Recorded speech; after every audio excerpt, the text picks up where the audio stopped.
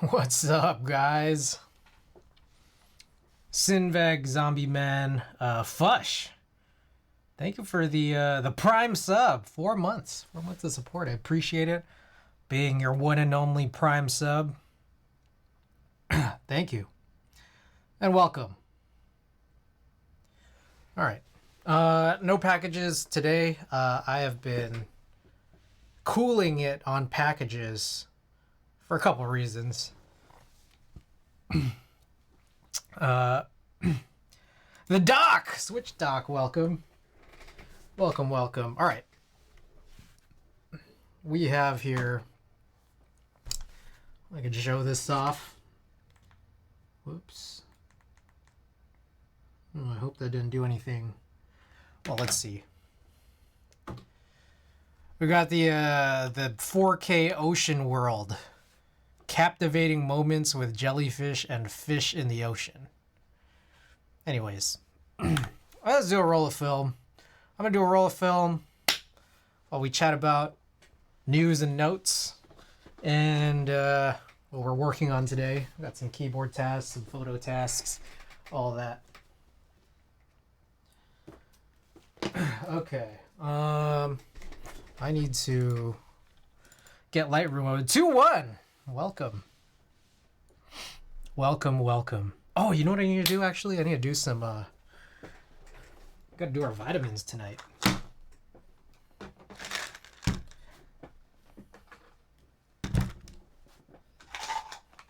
Oh, I think these are my last 2 magnesium gummies. Alrighty, where were we? We left off... We did a 250, 230, 243, 253. All right, we need to do something in 260. Let's do something in 260.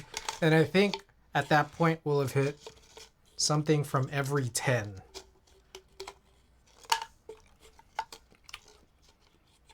So yeah, I haven't been buying much stuff lately.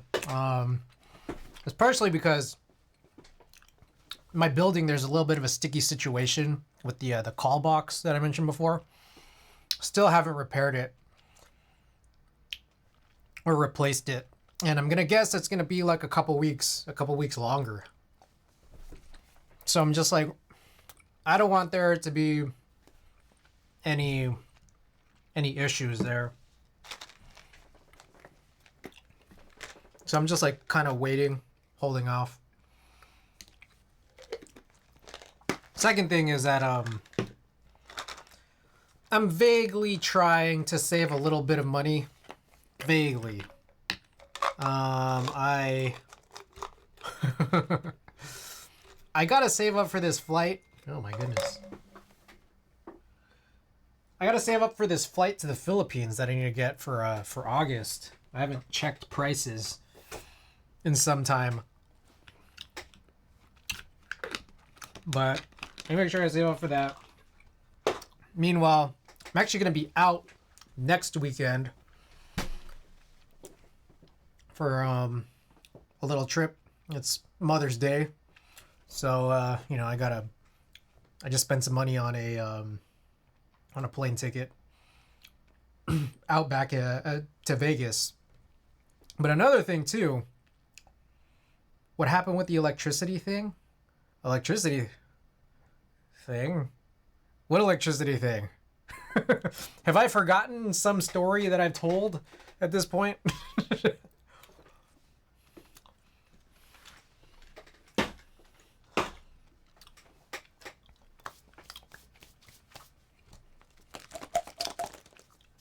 Forgotten my own stories?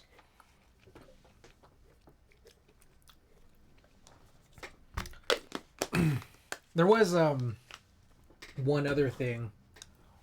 Actually, there's a few more things.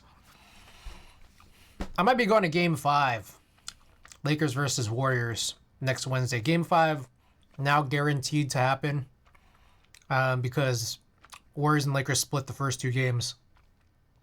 Oh, the extension cord. Yeah, that. Nothing. I haven't heard anything. Yeah, have not heard a single thing about that. So I've been doing nothing. I mean, to to be fair, since they've complained about it, you know, several weeks ago, I still haven't had to fill up. I'm not driving that frequently. I drive like twice a week tops. There's got wrecked after a good game, one disappointing. Yeah, seriously. I mean, the Warriors made some good adjustments. That's a big thing.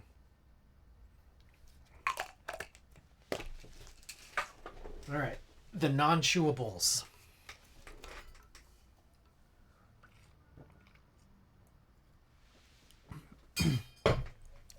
So we'll see. I mean, I'm lucky. I'm lucky to be in, I guess, the opportunity I'm in here. So, you know, the situation of they split, which is better than going down 2-0. But now, again, we have a guaranteed game 5. So I might be going to that. I'm not sure yet. With that said, because of this, because I'm trying to vaguely save money, and because, you know, my call box at my building's still broken, something happened this morning, which was Alumizu extras dropped, and I had it carded, and I was like just kind of thinking, oh man, should I buy it? Do I really need to save this money? 2 is, I don't know how this is gonna ship, you know, what's gonna happen here. So I'm just like, how long can I wait? You know, a lot of times you can like kind of like let extras sort of wait around, you know, maybe a week or 2 weeks in some cases. I mean, there's some GMK sets that kind of, you know, sort of stick around for a while, right? Yeah, it turns out Alumizu, the mod extensions kit sold out really quickly. So, I mean, I guess I'm just, I'm out Alumizu. I mean, base kit's still there, but I mean, like, it's basically unusable for me. So, yeah, I guess I just kind of blew it. But, I mean, maybe that's just the sign, you know? It's just a sign that maybe I should have saved that money. Golden State definitely played the game exactly how they wanted. Yeah, for sure. For sure. They definitely denied AD the game that he wanted to be able to play. Still waiting for my group buy Alumizu to ship. Oh. Well, at least you got it. Do you have the mod extensions kit coming? Arc 60 arrived today. Nice. Did you get the aloe? Or what color did you get? Alright. Anyways. Let's do something from the 260s. I'm going to take a look.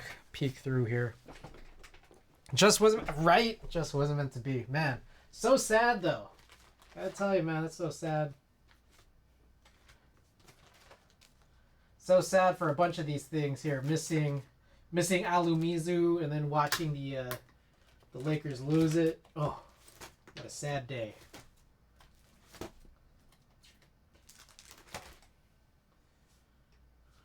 Alrighty.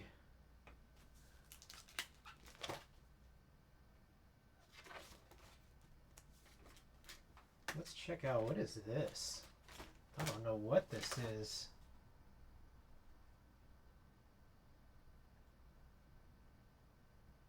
Oh, this is pretty interesting. Oh, this is Ectochrome E100. I don't know if I'm going to do this one, though.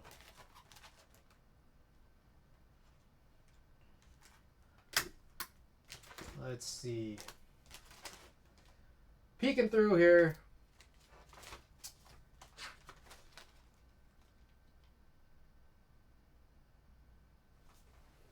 What is this? Tyler 10. Oh. Wow.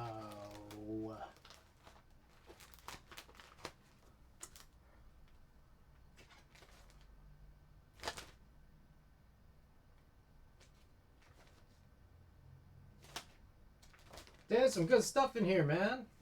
It's crazy.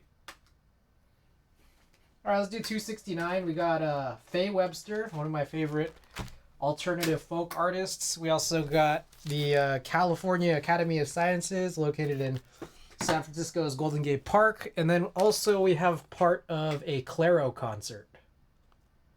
I think it might possibly just be the opener, Biba Doobie. Skyline, gonna put Shoko on it. Ooh, okay, okay. Base, mods, TKL, and Spacebar kits, nice. Oh, so nice. Wait, are Alumizu extras up anywhere else? Like, are there other Alumizu vendors?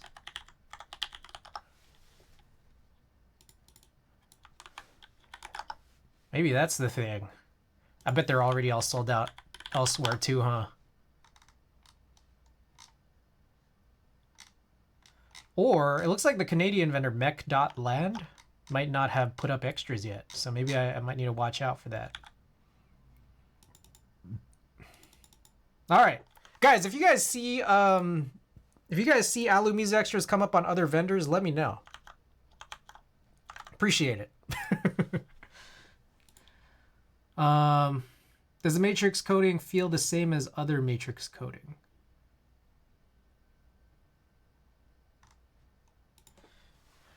Matrix coding? Wait, which of these is matrix? Arc 60? Or are you talking about the keycaps? Are there like matrix Shoko keycaps? All right. Anyways, I've been bullshitting for too long without doing this.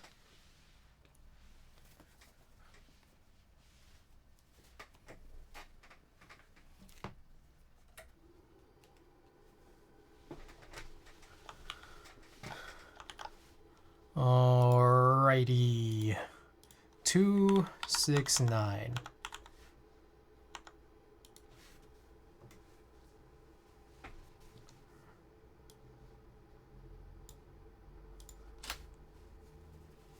All right, so we're gonna do one roll of film, and then we'll do we'll publish. After that, we'll publish a new video. I'll work on a I will work on a closed captioning review. Arc 60 R3 I'd oh, interesting. Oh, I didn't know that. That's cool. I mean, let me check this out.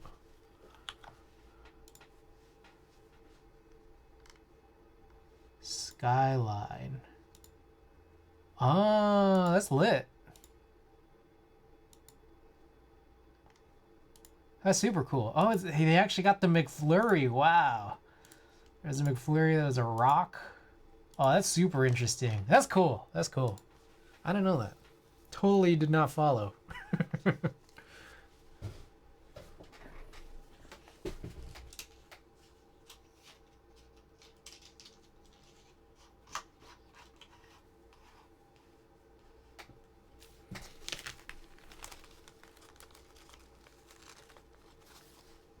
The lower options mainly? Yeah.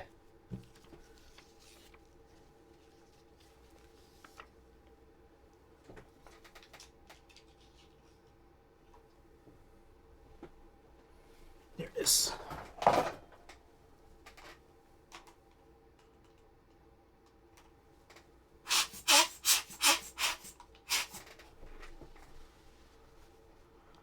Alrighty. Let's get it. 37 exposures.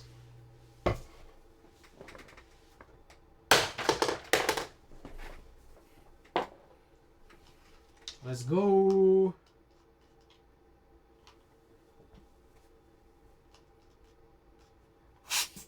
So this was, I believe this was 2018, late 2018, I think October.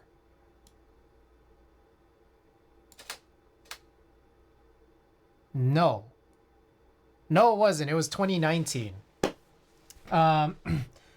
Konichi, what's up? Hey, Zero, welcome. Hey, I might need to work on booking those flights soon, so I might hit you up about it in the next 2 or 3 weeks or sooner. I don't know.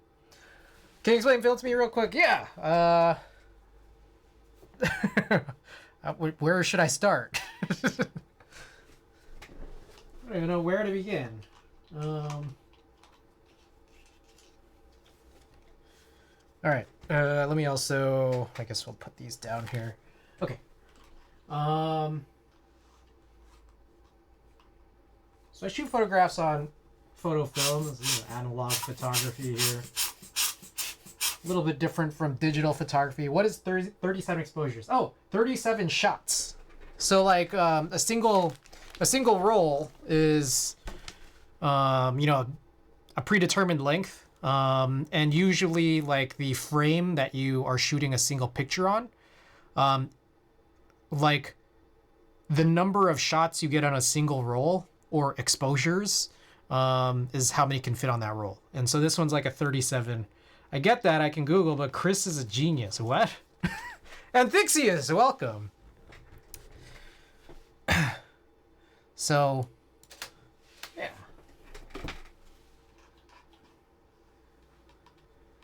Anyways, I think this is 2019. Yes, it was 2019 when I think about it now. It was maybe about 5 to 6 months after Tyler, the creator, released Igor. And Igor was the reason that Andy and Alex had come up to San Francisco during this time. But I had previously purchased a singular ticket to this Faye Webster concert the day after. So I ended up going by myself because I guess Andy and Alex wanted to just kind of hang out in the city. I think they ended up going to like, I don't know, some indoor golfing joint in the Mission. So more exposures equals more accuracy or more resolution? Oh, no. More exposures means you get more pictures per roll. Like you literally can take more shots. The length of film is kind of what stops you from just being able to shoot forever on a singular roll. 37 literally means I could fit 37 pictures on a roll. This roll is not a roll anymore. I cut it up so I could fit it in this binder sleeve. But this was a roll, the cylindrical canister that contained enough film to take 37 pictures. Because some rolls of film, you can only get 24 or 25, depending on, where your pictures kind of start. Where are we here? That's number 5. Some even fewer, actually, so. Yeah. Anyways, so this was Faye Webster, which I went to. And then following that, well, I guess, wow. Okay, no, I think there was more than one Faye Webster roll, because I think there was one prior to this, like a partial roll. This is only, like I shot Faye Webster on 2 different rolls, and this is the last Faye Webster shot before I moved on to the next thing. This, I believe, is outside of the venue. I was trying to take a picture of, I don't know. It was like a interesting venue. I think this is the only time I've ever been there. It looked less like a venue and more like a, I don't know what you would even call that. More like a restaurant or a bar or something. So the following day, we made our way out to the California Academy of Sciences, which is this, oh,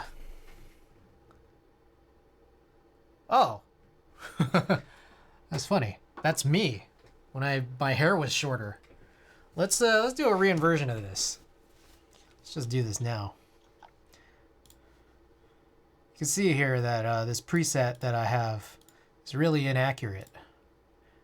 But let's work that out.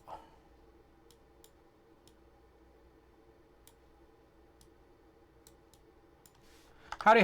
My internet just unfucked itself after randomly going down for I don't know how long. Exploding Corn, welcome back.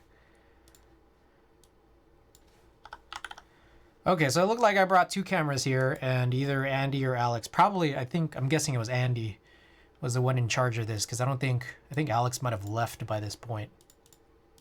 Possibly.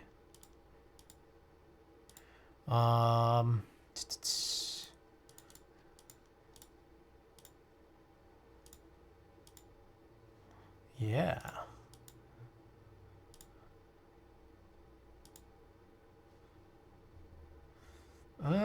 Okay. Let's.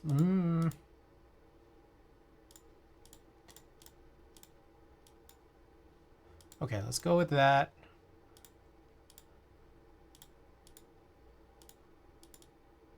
Oh, this is doing nothing. All right. But if you're there, then who's taking the photo? X-Files theme. Tours. All right. So I like this for now. So let's save this. This is 269 35 millimeter Pro 400H. RIP. It's a Pro 400H. I think we are, fuck, what are we? F13 1250 100. Okay, so then now we've set that. Now we can go in and set this as a preset for all the upcoming photos. All right, but there's only going to be so many here at the Academy of Sciences. I think if this was Andy, he probably just stopped after a few, and then I used the rest of the roll on another concert, which I believe was Claro. Pro 100 film, Pro 400H, the film model name. Yes, it's the film stock. The film stock is has been discontinued. I really like this film stock, so it's kind of sad that they discontinued it. The 35 millimeter format of this film, the more common, I guess, more commonly used one, is completely dried up. Like you could probably find some on eBay for like crazy outlandish prices per roll. Like I would venture to say that those are probably gonna run for like I don't know, like 70 to 100 per roll, which is kind of crazy. Probably check now, but there are different formats, like larger formats, like medium format 120 film.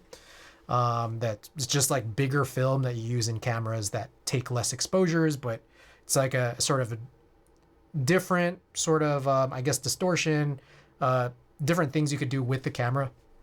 Anyways, the Pro 400H for that, while it's been discontinued, you could still kind of find it because I guess people just haven't bought it out.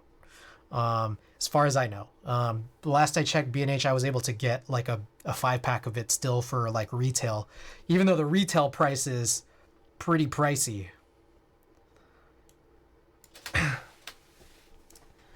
Film and digital work is very similar, but digital has an image sensor that when is exposed to light by the lens shutter opening.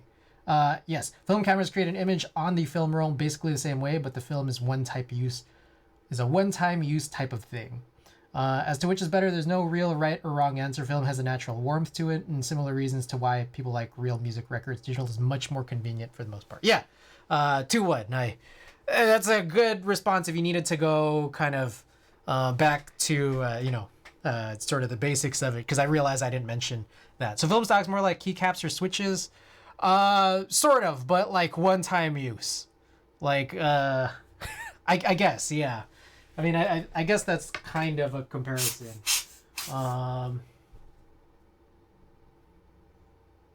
Yeah, I guess. Sort of, it's a little tricky. It's a little tricky because,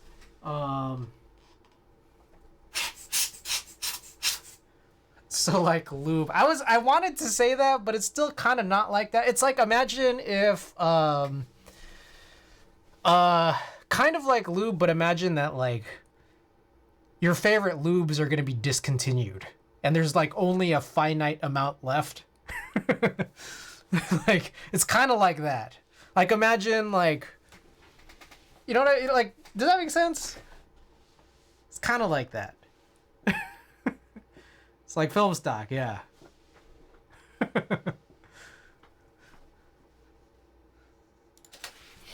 All right.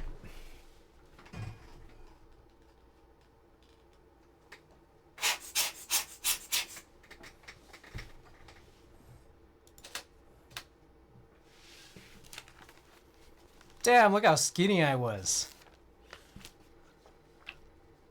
That's crazy. I was so skinny there.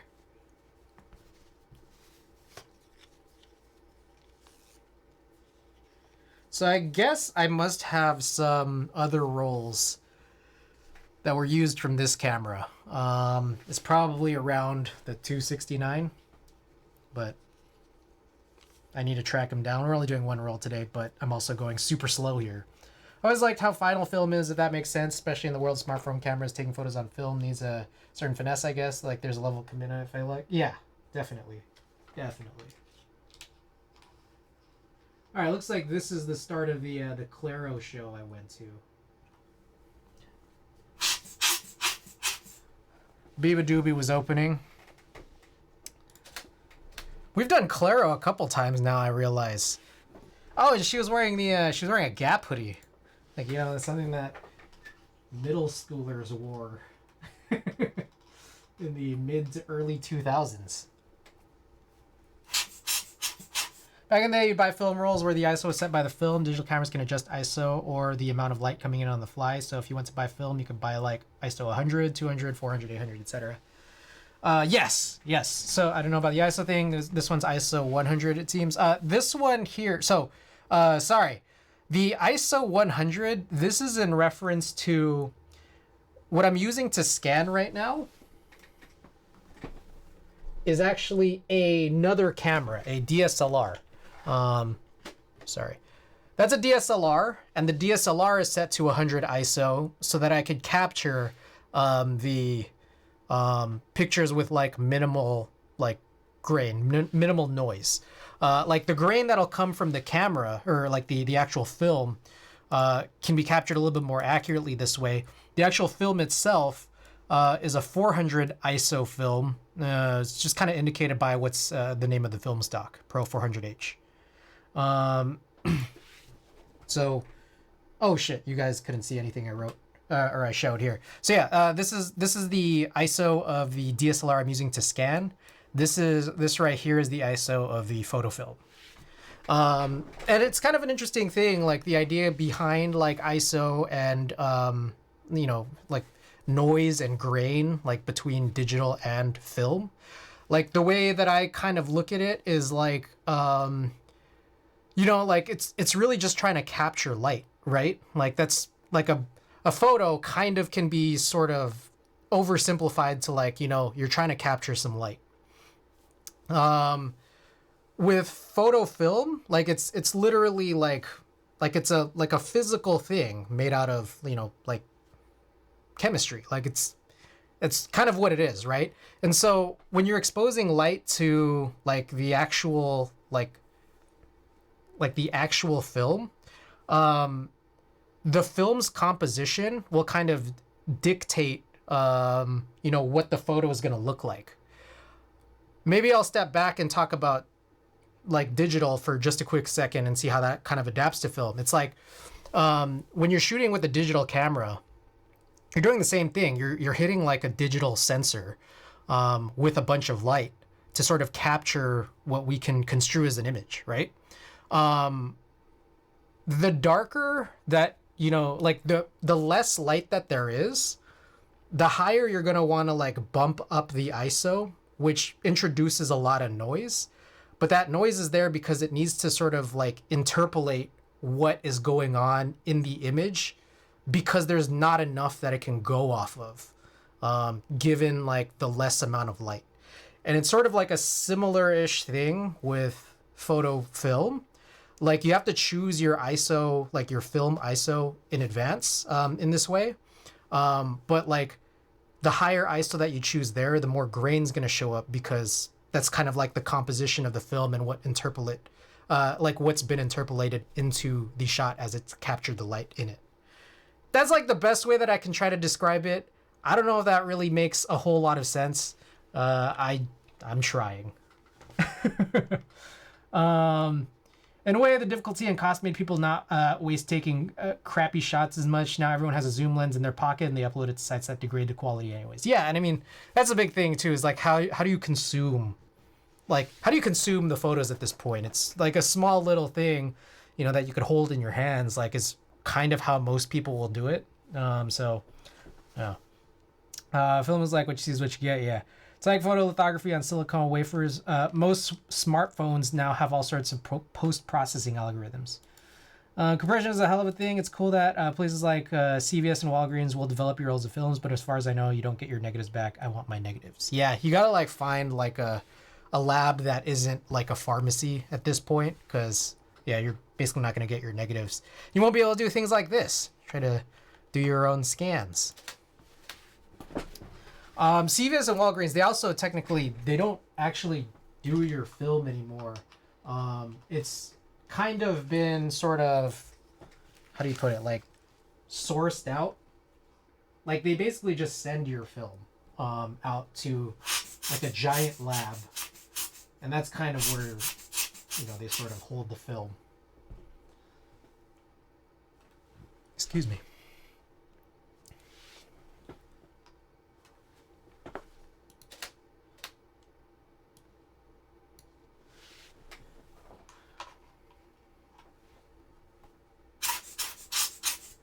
All right. Oh, I guess we didn't have very many shots of Biba Doobie, but that's chill. Anyway, she was wearing this Gap hoodie, and that inspired me later that year to buy a Gap hoodie myself, which I still have, but I ended up getting one of those zip ones, which I think looks a lot more awkward than just like a regular non-zip hoodie. So like I don't wear it as much. Also, it does make me look like a child because I guess that's what Gap hoodies are. Boo hiss. I think Costco still does prints if you have your negatives. Could be wrong though. I think Costco ended film like this is what I remember or what I recall. They ended film processing I think a couple years ago, and I think that disappointed like a lot of people. But I don't remember. I don't know if that's true or if I just made that up, but as far as I recall, I think that was sort of the end of it. And I think what was crazy was Costco, I think, had like some of the best prices to be able to do it too. There's regional film processors now. They haven't done film processing locally in like 15 years. Yeah. Actual film machines that put prints out inside the store are long gone. No, I know that Costco had it like within the last like 7 or 8 years, but then discontinued it, much to the chagrin of everybody who wanted to go to Costco to do it. So.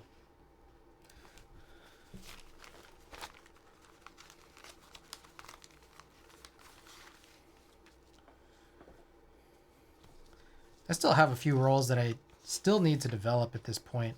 I've just been... I gotta tell you guys, man,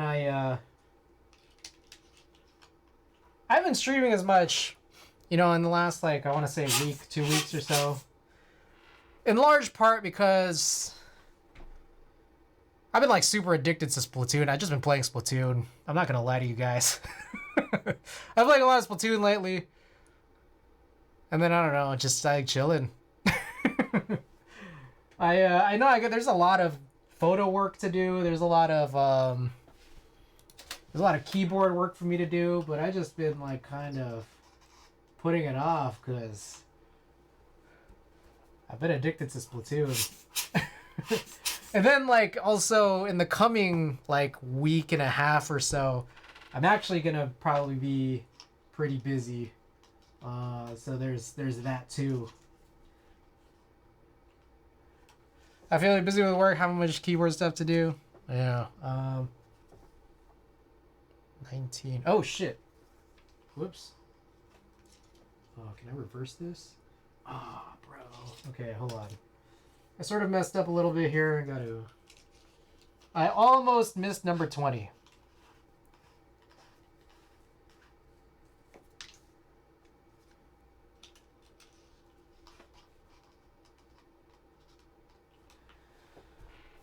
An advantage a film has over digital is the layers of emulsion on the film let other light through, so every spot on the film can actually detect all colors that are allowed by the RGB primary color spectrum. Digital cameras have to put the three sensors side by side, so 2/3 of the exposed area does not contribute to resolution. Ah. I didn't know specifically that last detail.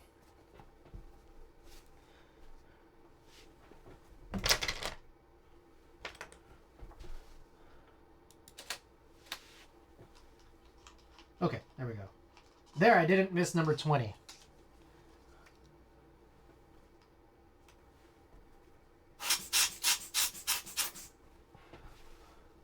All right, these are highly blurry. Wow.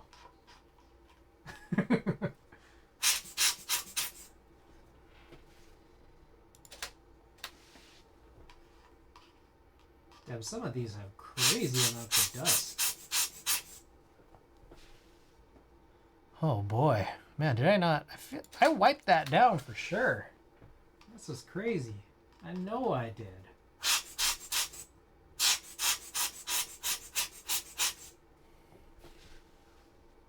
That's a lot of dust, man.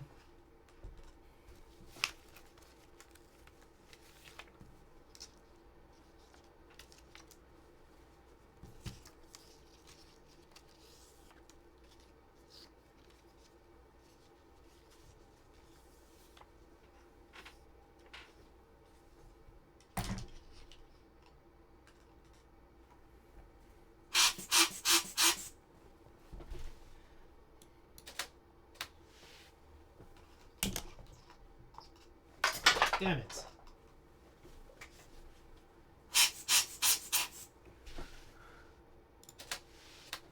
Alright, we gotta speed this up, guys. I know I've been taking forever on this. You should do you shoot digital as well, Chris, or do you shoot mostly film? I would say mostly.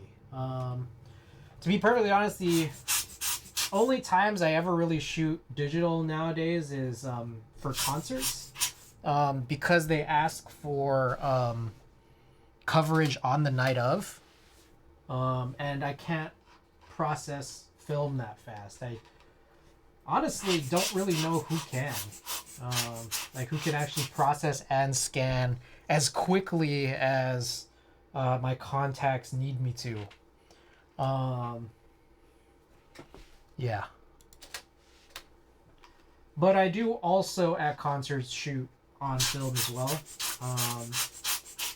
It's just that like that has to come in a little bit later. Kill Combat. Welcome back. It's 29. Yep.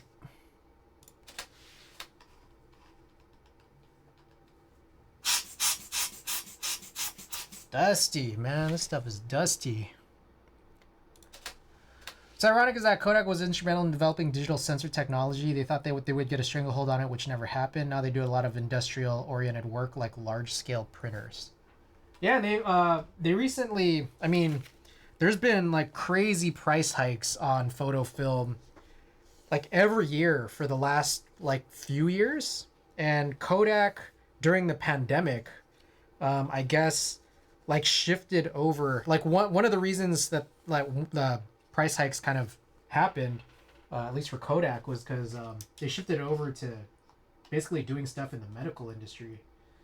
So that's kind of where they shifted a lot of resources. I hear that they're trying to restaff, you know, just to sort of pick things back up on the film side, but it doesn't look like that's happening quickly enough, nor do I imagine that even if they do scale up, that they're willing to drop these prices, which have kind of become super outlandish.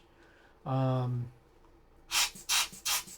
want to say that like back in 2018, 2019, a lot of these pro films that I was purchasing were like in the neighborhood of like $8 to $13 per roll. And now that's largely gone up to about like $16 to $20 per roll, which is kind of crazy. I'm not going to lie. Yeah.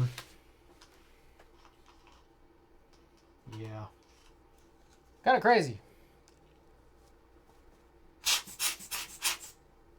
Industrial printers are for like newspapers and magazines. I see.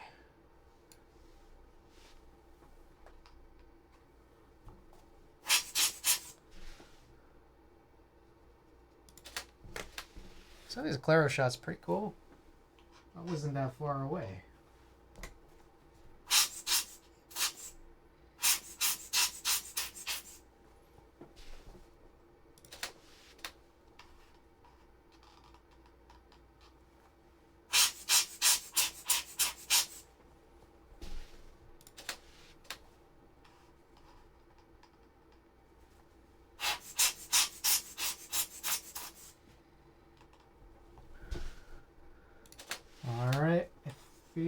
Yep, this is the last exposure, so you can see that there's a bit of light coming in at the end, so I'm gonna fill in this gap here. Try my best to, at least. All right. So that's the end of this roll. Cool. All right, so we're gonna go through that roll again. Just like see if there's any reinversions, or just like kind of select, peek through. You guys saw a lot of it already, but all right, real quick, I'm gonna re-sleeve these. I guess I should leave this back on. I'm trying to make sure I keep proper track of the order of this.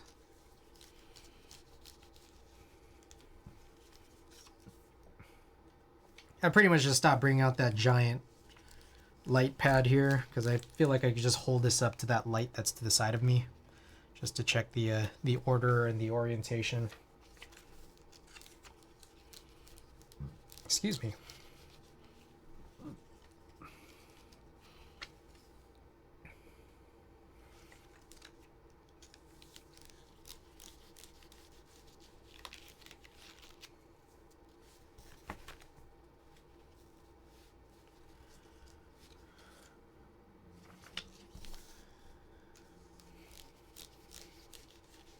I have a fridge full of film. A lot of it held over. Pro 400H, I still have like 26 rolls of it in the fridge that I'm just like too scared to use because I'm like, oh man, I can't like waste this.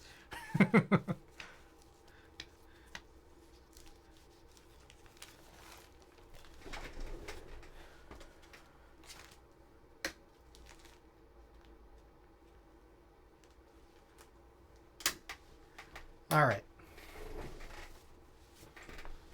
So, finish that up. Let's take a look at this again here. I liked how this shot turned out, except for the fact that the framing's pretty bad. This one's pretty chill.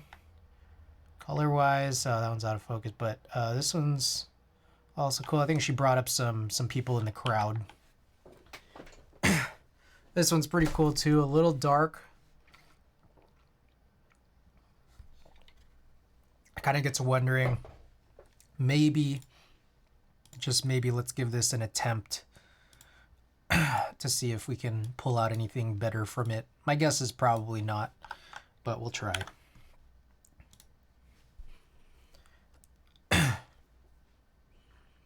Oof, that's rough. Yeah, I wouldn't say that that's very hot at all. Warm, cool. This has been pretty broken. I don't know what is going on here.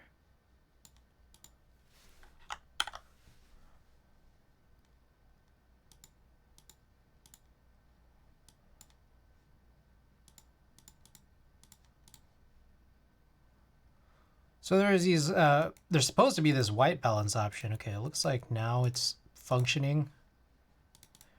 I wouldn't say that this is a very strong inversion. I think probably just because there's so much dark.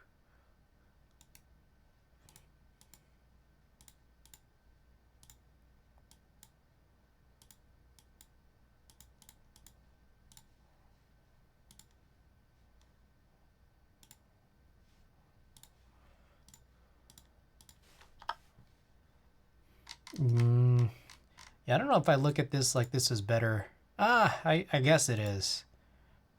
A little bit more accurate. I think it's supposed to be that blue. I did recall the show being very blue. 3.5 years ago. Isn't that crazy?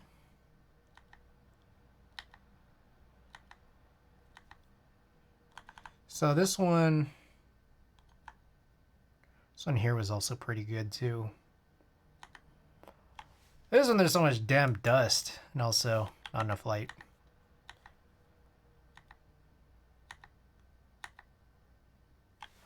I'm gonna go back to here as previews load in a little faster. Oh, hey, look, it's me.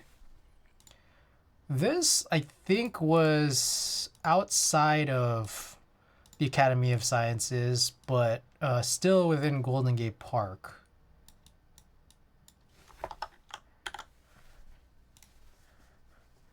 This one I feel like we'll have something good. There we go. That's significantly more accurate. Ooh.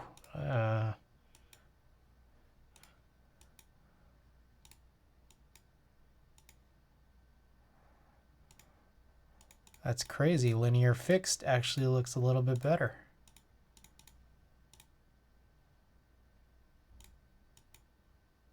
Oh. Ho ho ho. Wow. Solid. Okay. I don't know what's happened here, but it seems like if I go into advanced first and then start editing this stuff, it seems to not do anything. I find that really weird. I find that very weird. Let's see if we change the order of this, what happens. Okay, so if I do that now,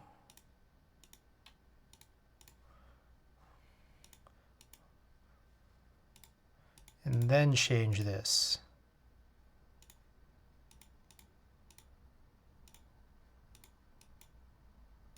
What the H?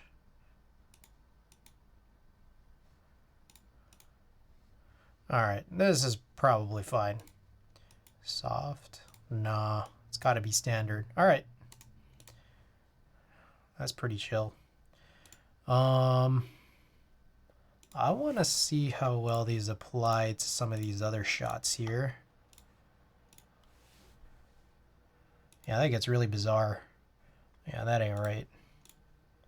Lighting outside, I guess, is a little bit different than it was in this greenhouse. Hey, it's me!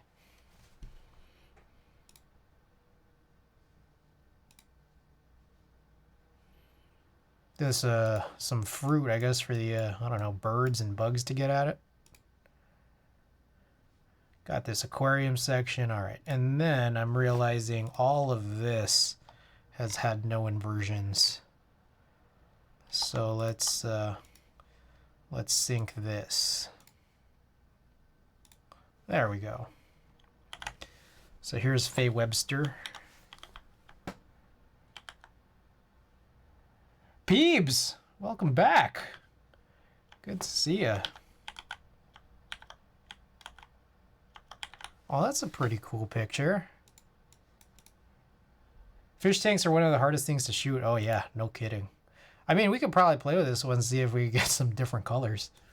Editing film for now. We're gonna wrap up pretty soon, but let's try and take a look at this quick shot here.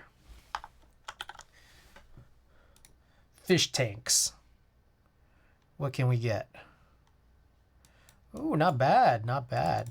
I think a lot of these, or at least these 5 frames down here, these might have been Andy, not me. So praise Andy for this shot.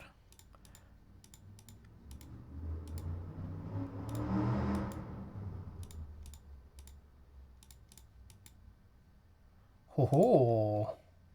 There's a weird banding here. I'm guessing that's like glare from the glass more than anything. Look at that. It's gotten so crazy here at the edges. The lighting for the tank usually really messes with exposure. I have a saltwater tank and it's impossible to get the actual color you see in the picture. Yeah. Especially, I mean, even there specifically at the Cal Academy of Sciences, just the lighting in general, where the tanks are, is pretty gnarly, like of where you are. So, all right, lit. I'm gonna try this one, and then we'll move on. We'll move on from film. I want to see if we can get something even just a little bit better.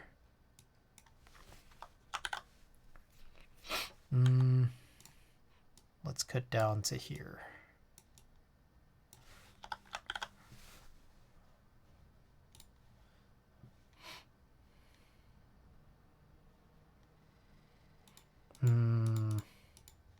I don't know about this one.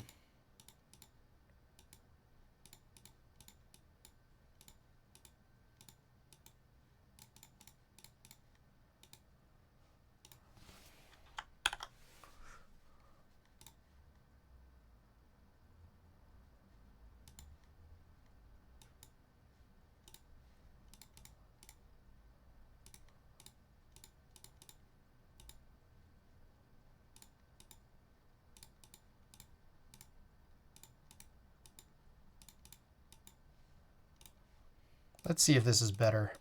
Oh. So this is the after, and this is the before.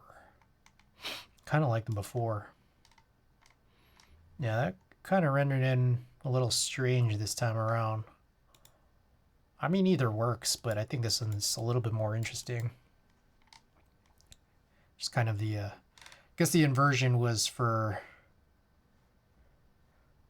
I don't know, it might have been for one of these daylight ones. I think this one right here, inside that greenhouse.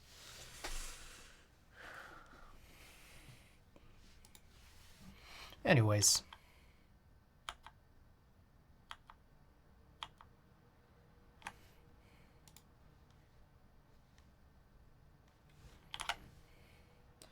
Just woke up for the day at 2:30 a.m. My sleep schedule is so fucked. Oh, man. Oh, guys. Okay, so I was supposed to talk about news and notes, right? So, one, I mentioned I didn't get on Alumizu because mod extensions sold out. Because I just waited too long trying to figure out should I buy it. And also, you know, like what's going to happen if it tried to deliver too soon. But I also found out, I think it's this Saturday or Sunday. I think it's this Sunday. Type 60 drop is happening. So I'm kind of like looking forward to that, but it's really stupidly early. I think it's like 7 a.m. Pacific. I did get in on the Type B. I got in on the silver. Silver, what else did I get? Type B.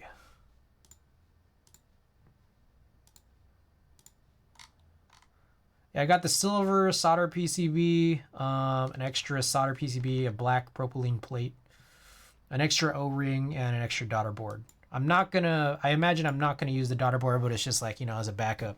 So tempted, but I ended up skipping. Is it still available?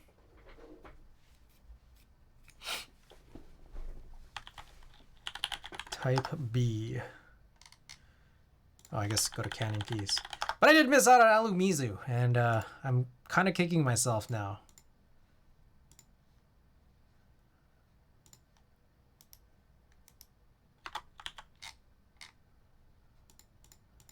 Oh, it is still available.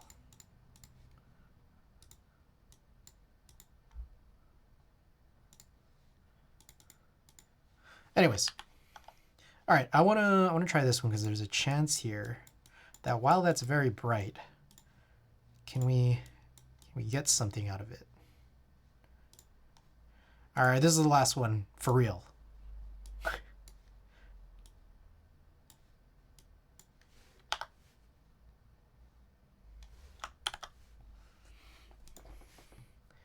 Type 60. I'm thinking of getting a Type 60.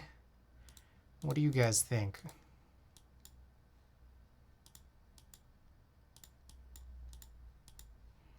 You guys think, because there's like a limited number of Type 60s, right? And I think they're in stock. But I was reading something about, what was that? The plates got kind of messed up, the FR4.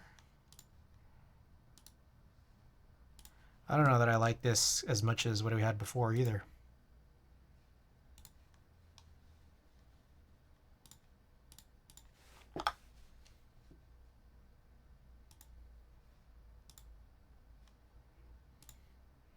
I got this interesting sort of like pinkish color that came in on this preset inversion that I'm not getting here.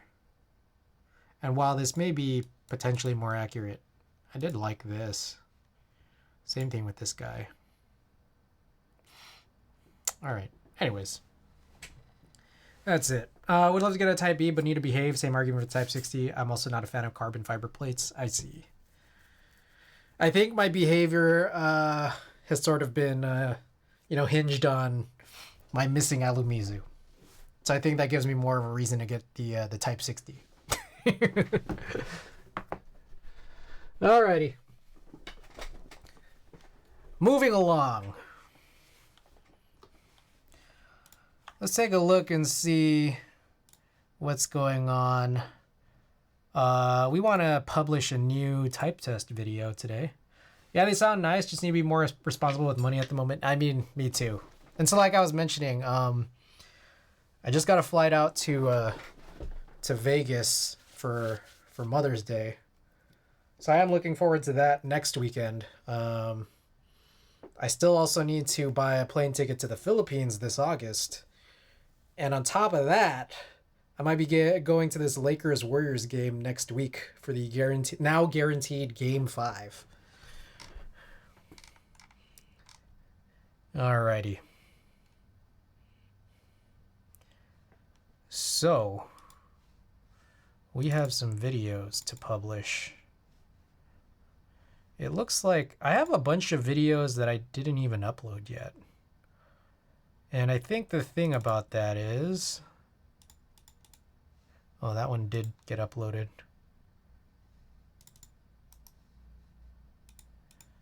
Sorry. I have 2 pairs of Frog Mini and Honeyboard. Frog Mini and Honeyboard tests here. We already did doll. Yeah, so I have 5 videos. And I think all of them had that weird like 5-second or like 1-second hitch. But I don't care enough. I'm just going to upload them.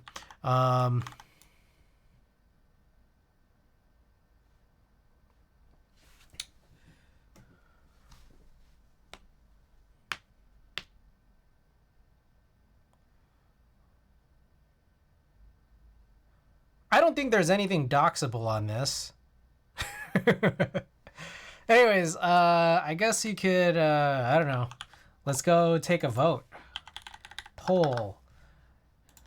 Which video to publish tonight? One of the HP60s, one of Frog Minis. What else do we have? Matrix Falcon MX. And I think there were a couple more hidden ones. We got the Hello M0110 and also Ramakara Soya. All right, 2-minute poll. Quick poll, guys. Get your votes in. Which one would you like to see published tonight? Get your votes in. There's a poll up, everybody. This will be contingent, or like, you know, what I do next is contingent on which one you guys choose. I need to write a video closed captioning review. Then after we do that, we'll do some switches tonight. Also, I should take out build from my stream title.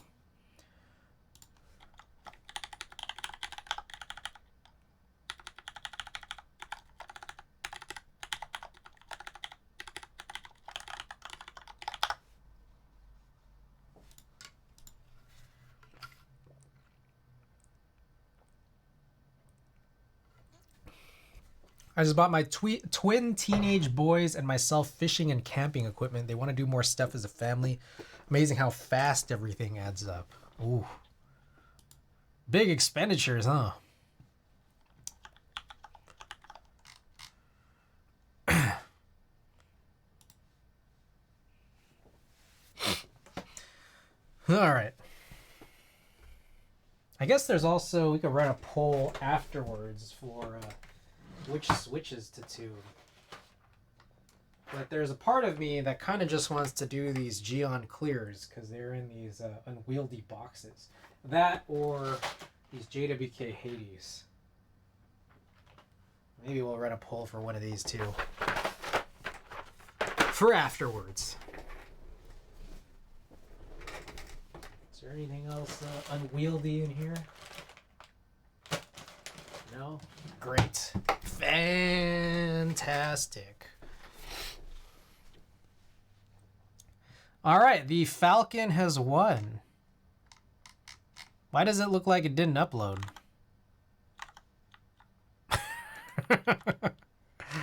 What? What? There it is. All right. Oh, it's about that time for some cow emojis. All right. I don't even remember what's in this build, to be honest. Falcon. When did I build this Falcon? There it is.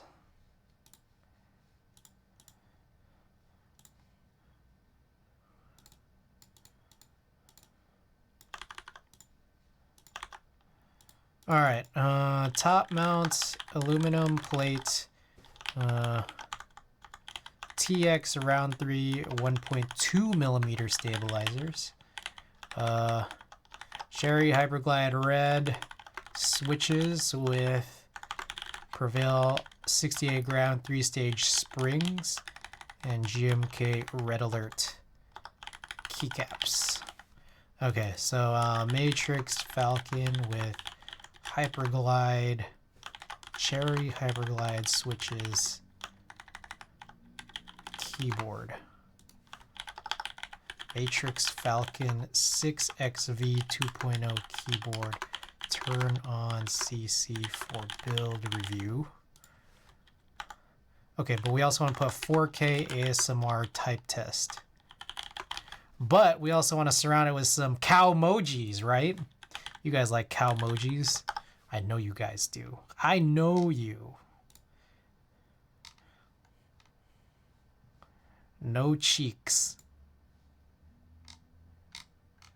Oh man, some of these are lit. Oh my goodness. Oh, I love this one. Oh, gotta have this one with the big ass eyes. All right, what else? What is forward love? Oh. Oh shit, this is good.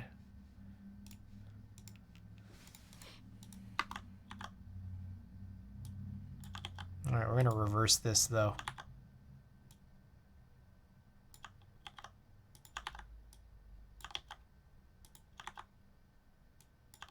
Ah, yeah, perfect. Oh, wait, that's kind of weird. Wait, what is forward? Oh, that's a little weird. All right, I guess we'll just... Oh, that's weird, though. No, we'll put this one over here, and then we'll move this one to the end. Ah, yeah. Oh, that's fantastic. Oh, what a great stream title, right? Am I right, guys? Am I right?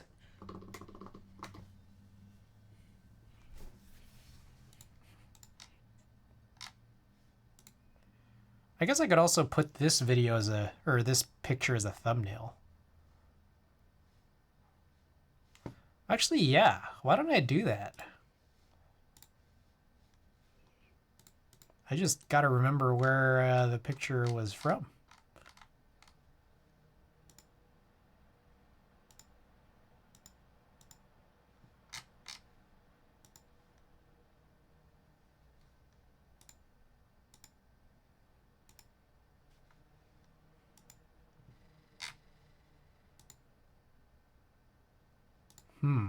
Where were those photos?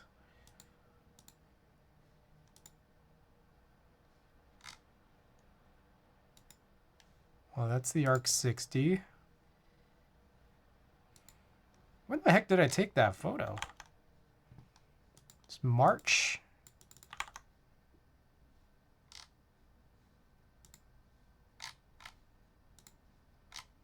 What the hell?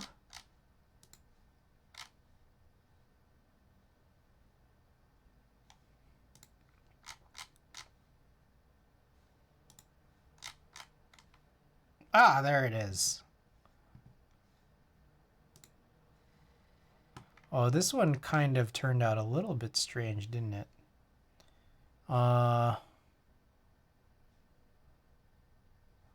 Let's see. Oh, I guess it was this one.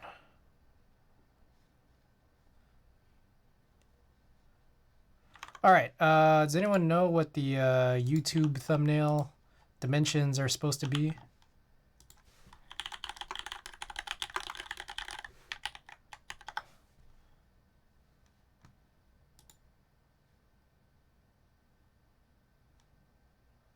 Oh, whatever. I don't care. Let's just leave this. let's just leave it like this. I was have to look it up. Yeah, I was just like, whatever. Let's just do a screen grab. I feel like this overhead with the bro caps mat is already like pretty good, anyways. Like, okay, no, it's not made for kids. Let's see. Let's do this last. Let's add the end screen. Boom. Oh, yeah, no, that's good. Add cards, yes. Channel, my own channel. Teaser text, turn on CC for below for review. Behaving is not a Keeb Weeb's best quality. Like, comment, and subscribe now. Oh, perfect. Okay. Subtitles. All right, it's time for some subtitles. All right. Falcon 6. Okay, what did put Matrix Falcon 6XV 2.0. It's like Matrix Lab, right? Is it Lab? Matrix Lab with no S? Well, so let's meet that.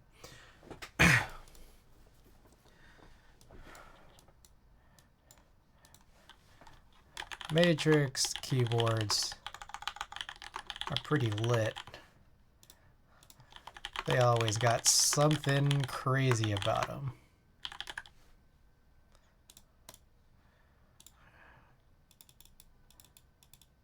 Actually, their designs are always pretty crazy. This is painfully true. I didn't get the perfect color RNG. My front badge is red, so I feel like with any build, I always have to use some red key set. We themed this one pretty red, using GMK red alert keycaps over spring hyphen swapped cherry hyperglide red switches.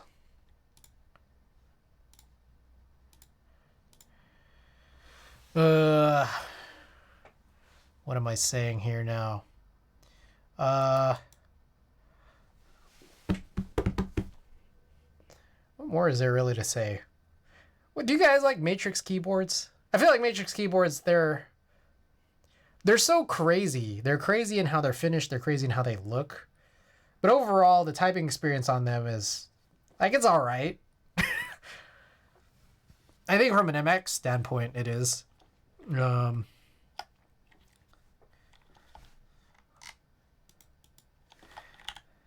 Sometimes I'm not into the aesthetics. It depends on the board. Fair. I really do like the aesthetics of the Falcon. Sound / feel wise, from a sound / feel perspective, it's pretty good. But I can sound / feel / build experience perspective, it's pretty good, but I can really only say that here for the MX iterations of the Falcon. the Topre and MX versions were not so hot, but that's a discussion for another day. Overall score,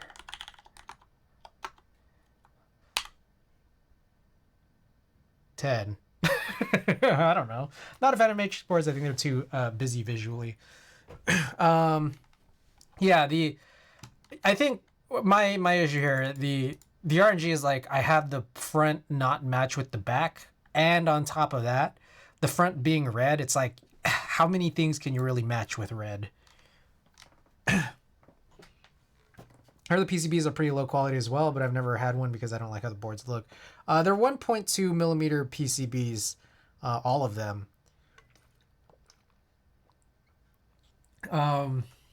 The EC one, I feel like many people had many issues. I think that's the thing.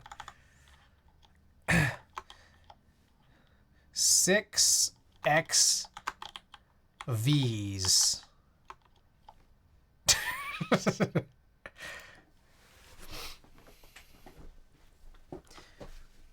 God, I don't even know what to say here. Okay, you know what's funny is that they call it 6XV 2.0. Why? Was the FNF, the original FNF, was that like pre 2.0? Does anyone here know?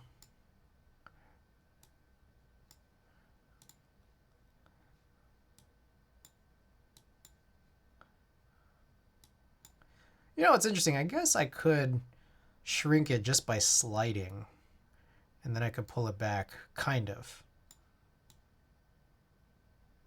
This one might need to be longer. That one's pretty long.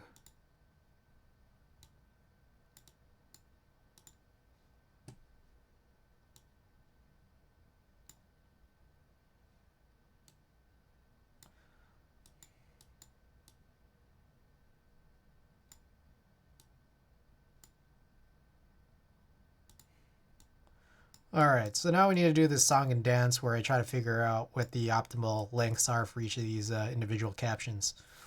So feel free to watch me struggle on this, as I usually do. This one doesn't need to be super long. Neither does this, but I still want to make it slightly longer.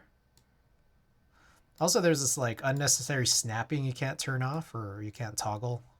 Just kind of like a bit annoying, I gotta say.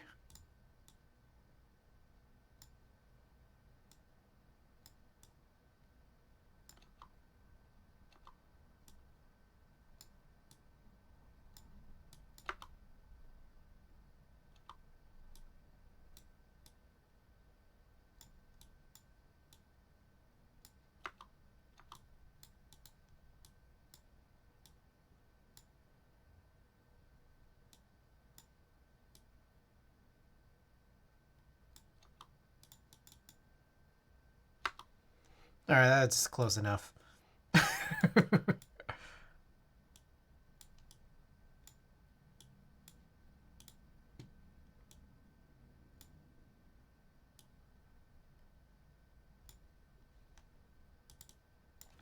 Pair it with some red keyset.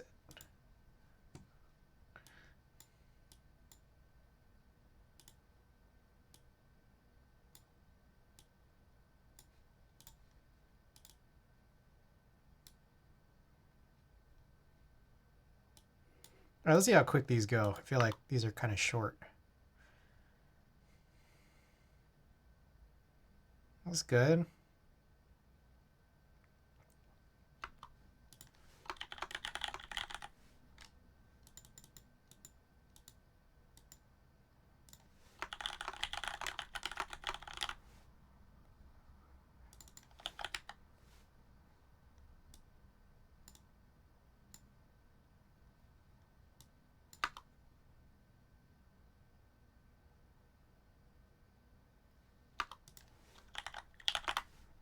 Teal back. I guess it's more of like a,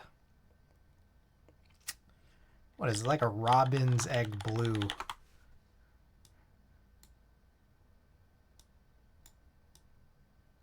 And it's also the bottom.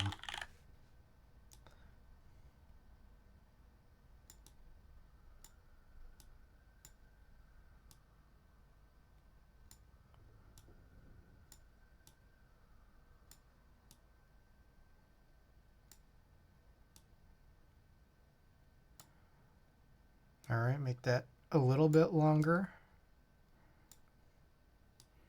A little bit longer.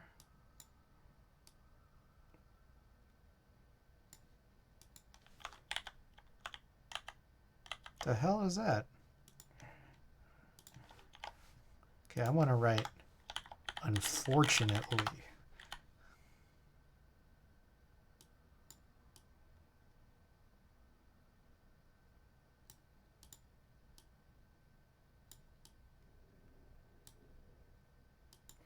All right, let's try this out here.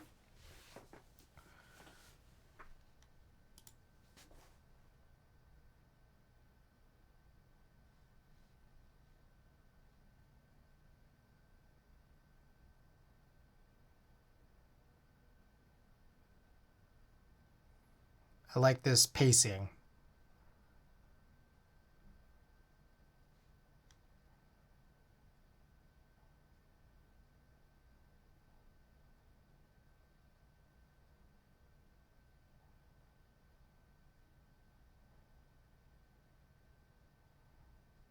That one's a little long.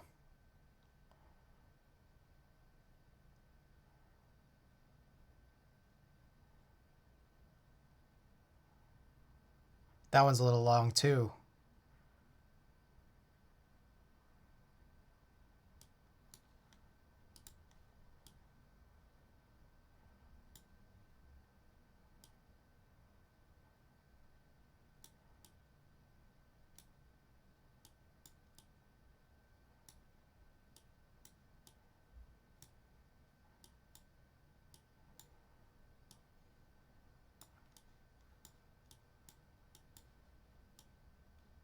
It's weird how you could slide this out like that. I don't know if I like that. Okay. I think that's like good enough. Also, I don't know if this score makes sense. 6 XVs out of 2.0. Perfect. There we go. Now I like it. All right. Cool. Next, visibility. Okay, that's good. Private for now. Oh, I guess it might be all done. 4K, yep. It's all up. Alrighty, let me go and update the command here. What did we last do? BMEC?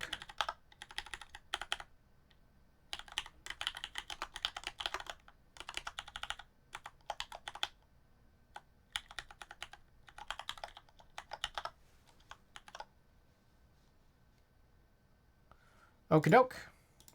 Let's do this. It is now published. Guys! Check it out! New Falcon type test just dropped. Like, comment, and subscribe. Make sure you guys also turn on the closed captionings if you want to reread that review.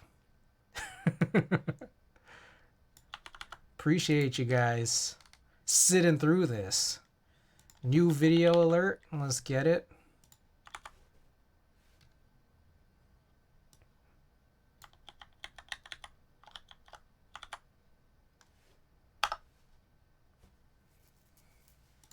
Alrighty. Cool. Okay. Oh, I never ran this poll. All right. Which switches to nite? Looks like we got G on clear. Or we got, I believe these are JWK Hades. Hades.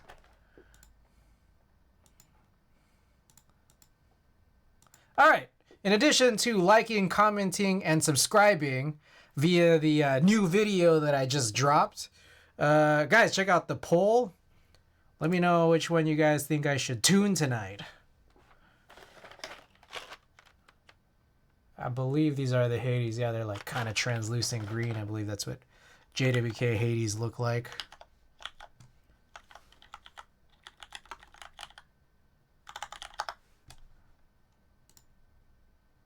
Yes.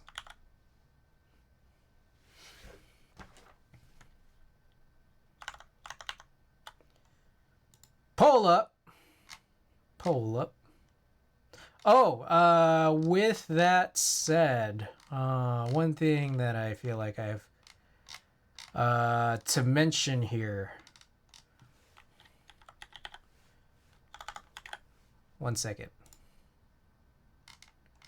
1 second.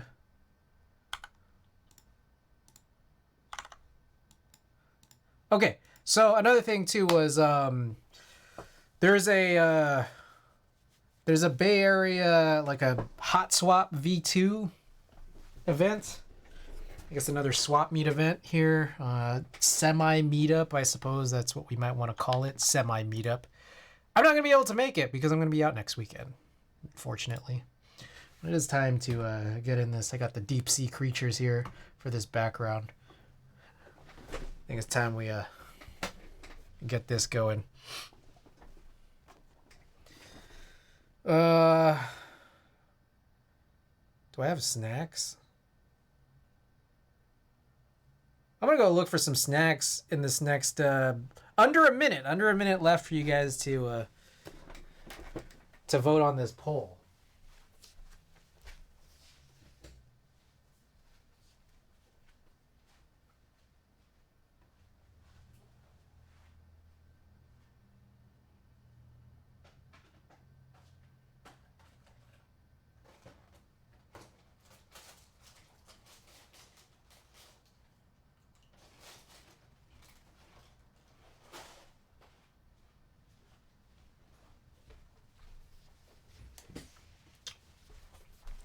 I went to Trader Joe's today and got these everything but the bagel crackers.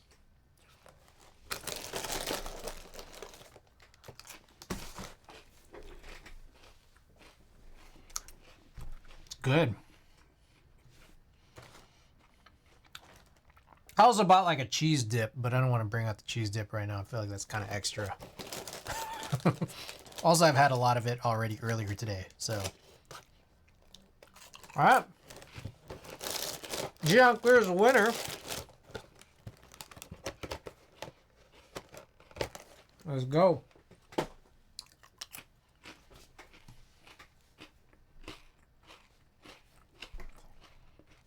I'll put these back.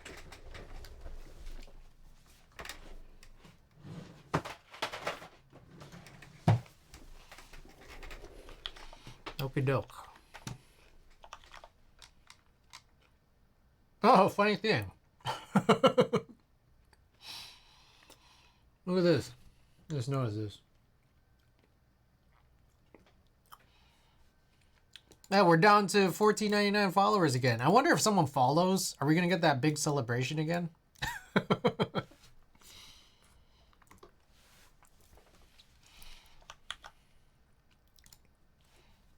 I am unlikely to be running another giveaway. That was quite like the last 1500 follower giveaway.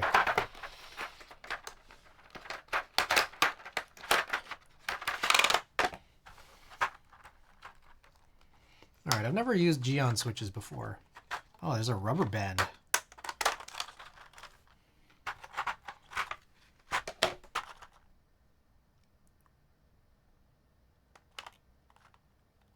Does this kind of function as a lubing station? Is that like kind of what this is for?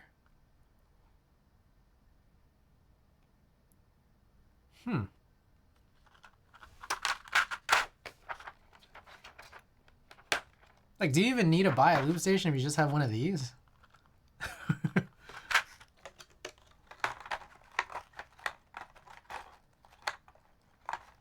Hey, like, why did I buy that silicone one, you know?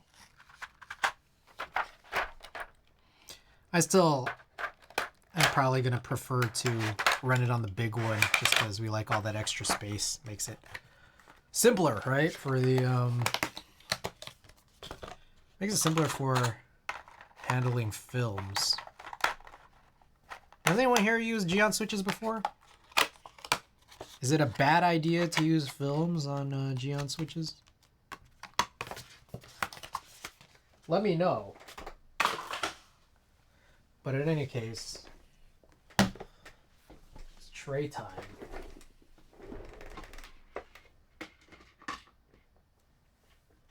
I'm gonna crack these open. Not yet personally, so unsure about films. Yeah, I got no clue. Oh, what the heck? These were our cherry tactile gray. I'm gonna grab a couple of little baggies.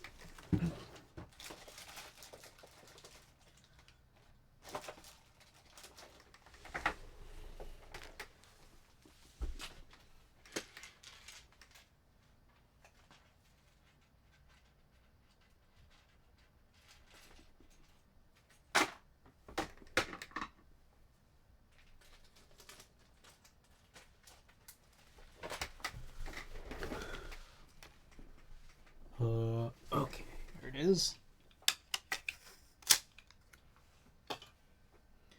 Gonna write a little note to ourselves.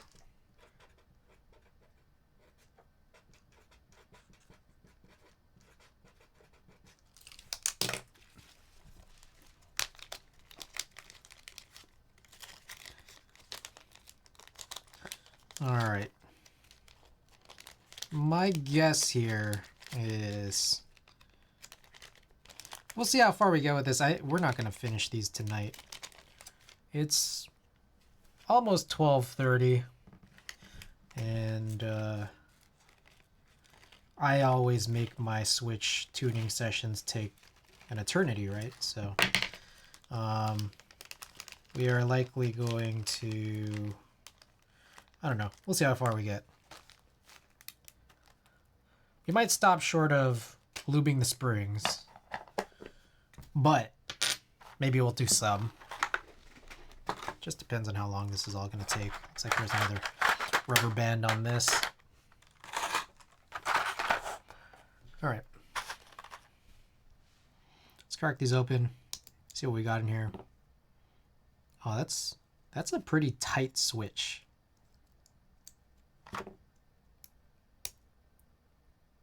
And also a really long spring. Okay.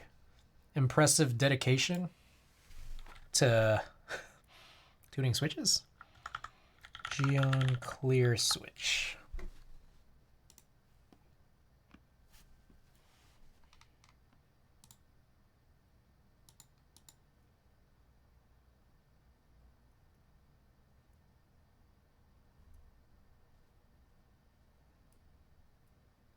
I'm confused. Oh, it is tactile. Okay, tactile, 2-stage, 60-gram spring. Oh, maybe I should like see how it feels in hand. I don't know if I want a spring swap or not yet. Lubing after midnight. I think I like it. I think we're going to avoid doing spring swaps. And if I hate it, just do it next time. Or like I'll desolder and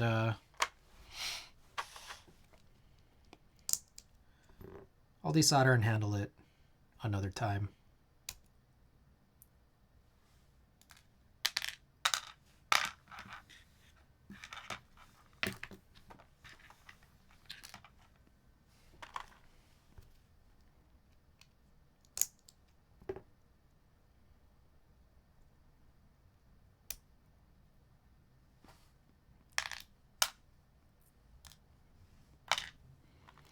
Trying to think now, what loose plates do I have? Because I'm just going to get this feeling here that this is a pretty, I don't know.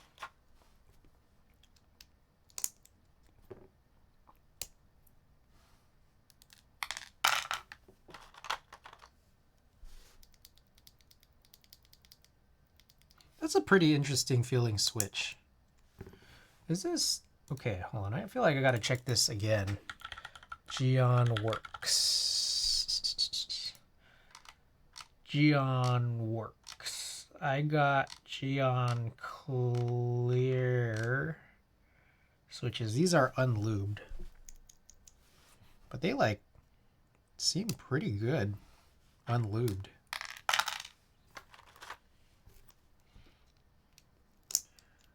Lubing after midnight.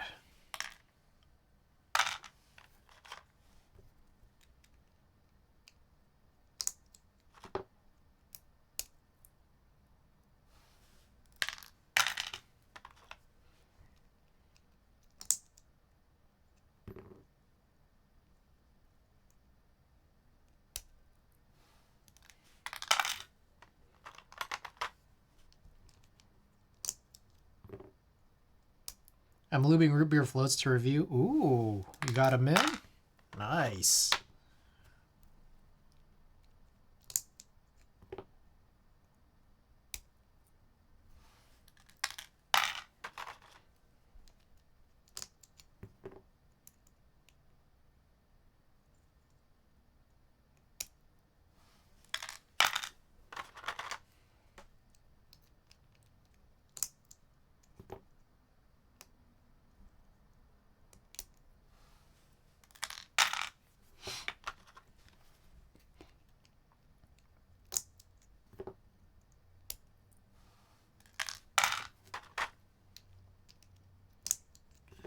I now have like re-upped so many switches at this point. There's a lot of work to do, and I'm kind of wondering when it's all going to happen.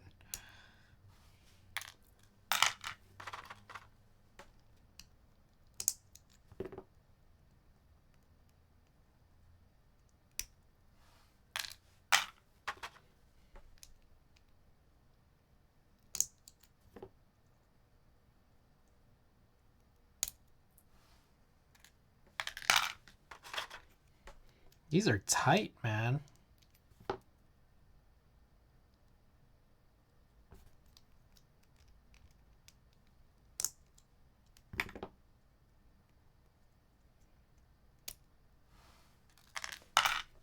I think I'm gonna try to film like one and then see how bad it'll get.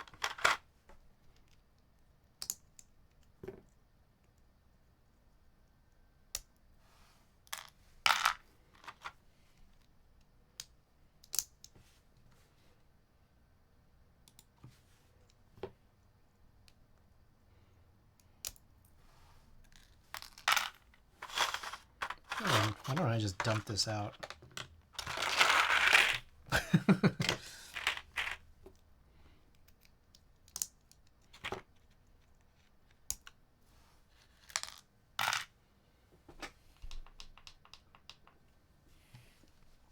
Oh, a few things to mention.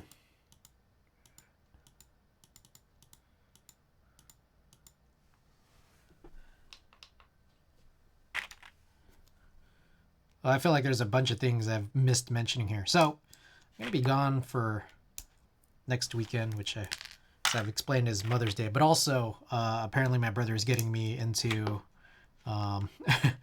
this rock festival that's happening out there.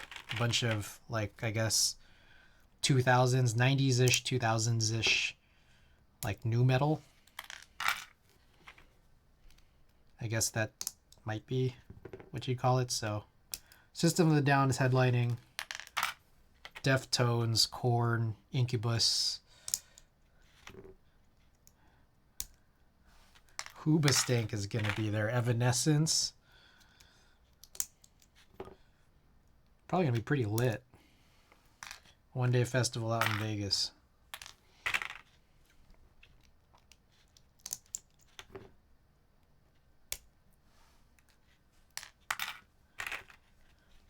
Another thing to mention, sounds sick, yeah.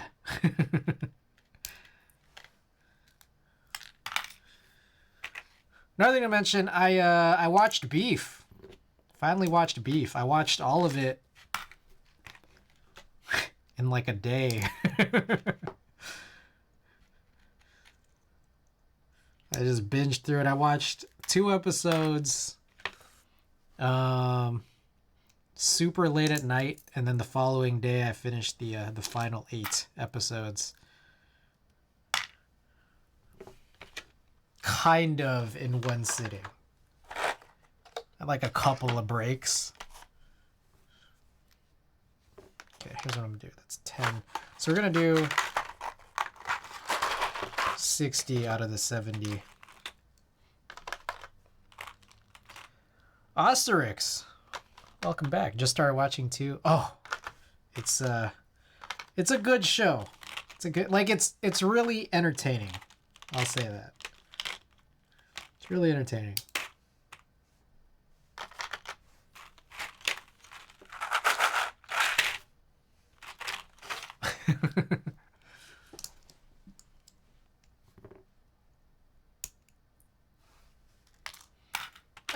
It was well made. I think it's a good show.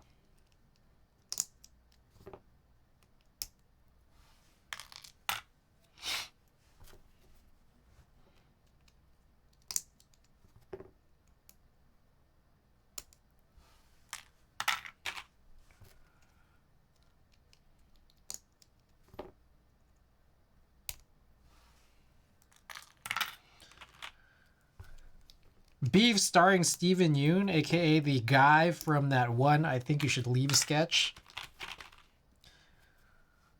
Hosting a nice, I guess, dinner / birthday party, something like that. And he didn't use enough toilet paper.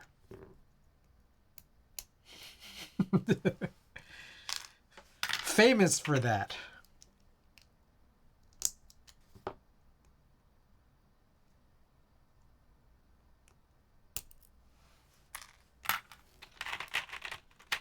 I Think You Should Leave is getting another season. End of this month.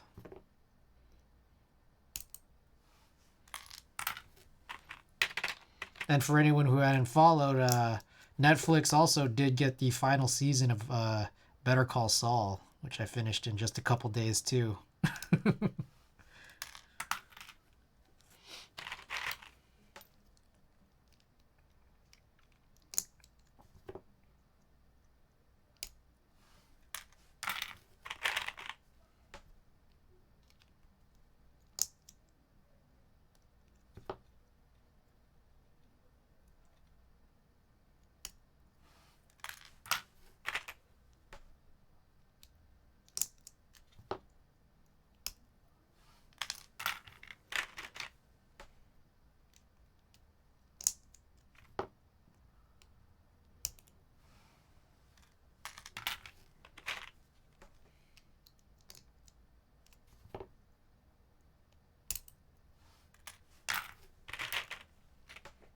We're going to try filming one of these at the very end.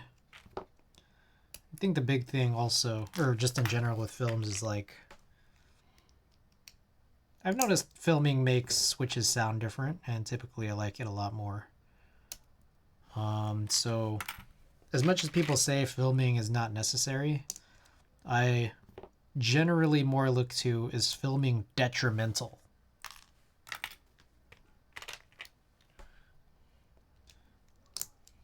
If it's detrimental, then I won't film, but if it's unnecessary, I'll go ahead and do it. But, like, if you could still do it. I'm gonna lie, Breaking Bad was good, but towards the end I was getting bored, and the whole criminal empire / villain drama is just tired as fuck. That's fair.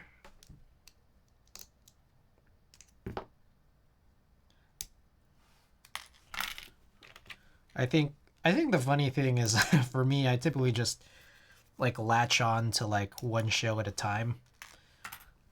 Like I don't watch like a giant breadth of like shows and movies typically. So it's like one's just fine, you know. I think that's also kind of the funny thing. I had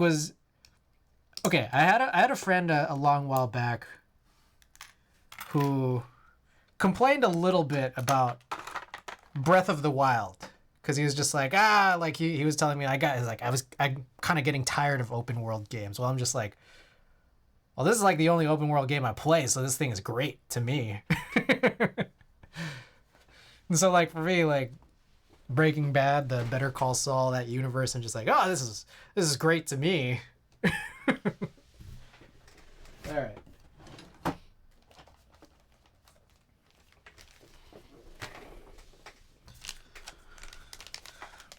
I'm gonna just try one singular switch to film before we even start to lube, and we'll just kind of find out. Do I want to use one of these?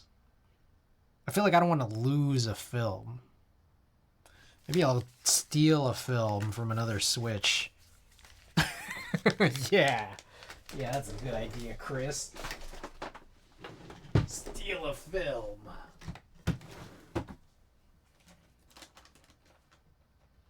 My God, I got so many switches. It's kind of ridiculous.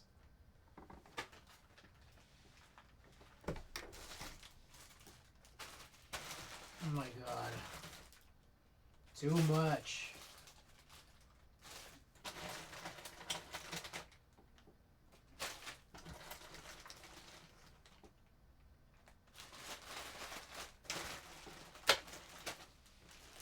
Oh my God. Okay, give me a few moments, everybody. I've got to figure out what the heck I'm doing here.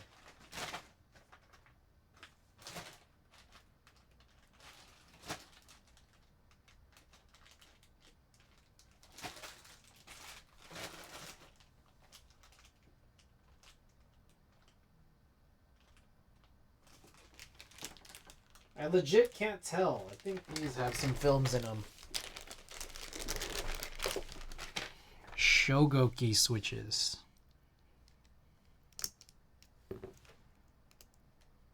Yep.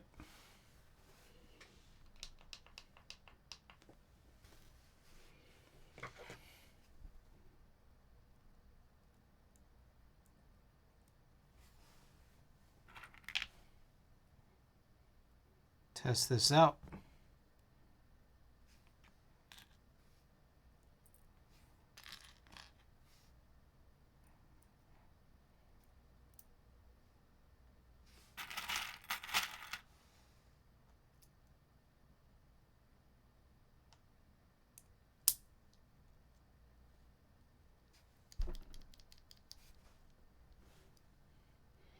Okay, I mean, it closed.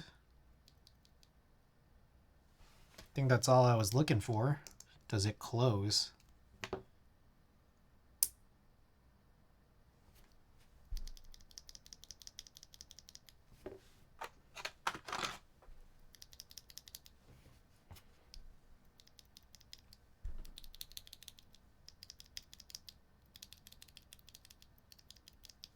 I mean, I guess it works, so I guess we'll do it.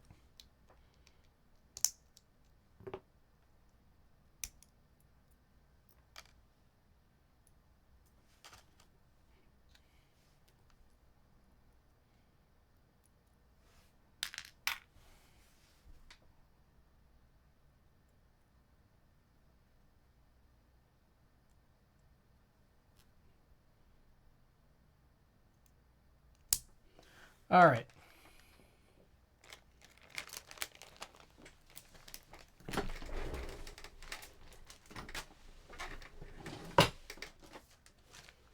Bring this back out. I do need to re-up on films, though, at some point. Still haven't done that yet.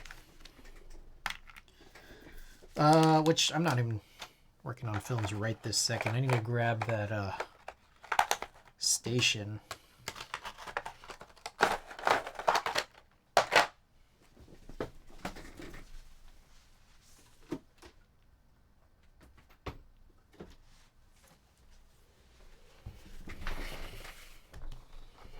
Alright, so what we typically do is we'll lube the bottoms, place them in, and then we'll have an empty tray so we can start doing the tops.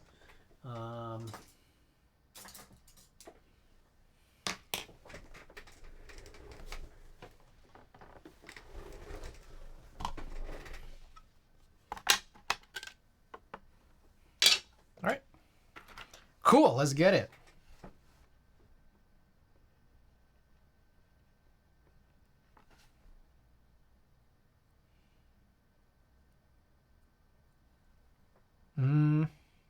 Should I lube the leaves? What do you guys think?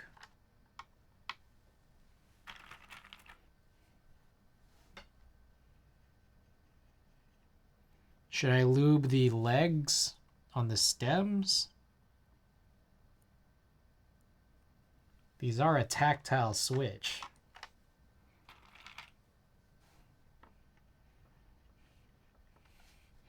Let me know your guys' thoughts. What do you want me to do?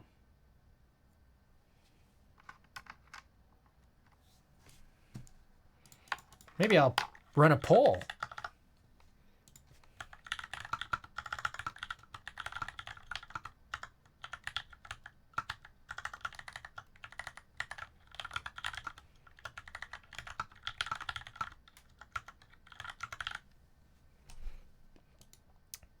Three-minute poll. Bearded Hannibal.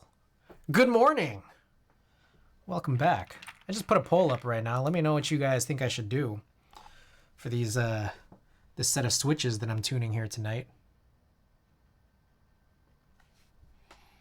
I know that there's something of a crusade to not work or not to touch those leaves and those legs.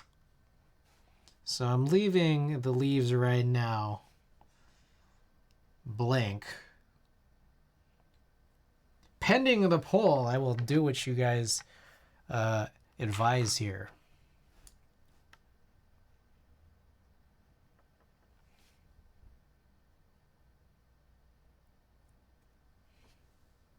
Get your votes in.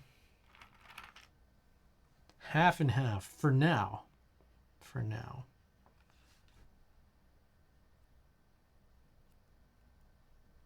What springs are you using? These are 60-gram 2-stage springs. They're just the springs that came with its stock. And I do think I want to go with these rather than spring swapping. Rare thing, but just a move I sometimes do with tactiles to not spring swap if like it still just feels good. I spring swap pretty often for linears to sort of give them like a high starting force. But since tactile switches typically just have high starting-ish forces by virtue of, I say starting-ish because it's by virtue of the bump. I'm typically good. But we did recently spring swap those cherry tactile grays because those switches springs were just way too heavy.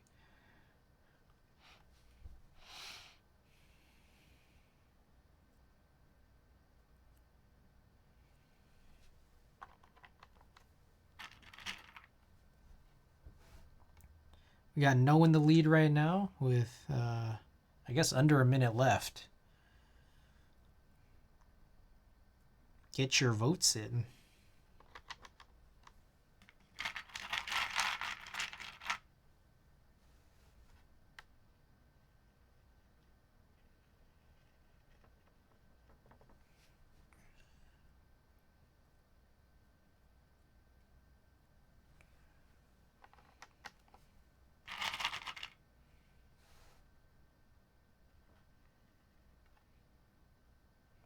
All right. We are not lubing the legs and leaves then. Thank you guys for participating.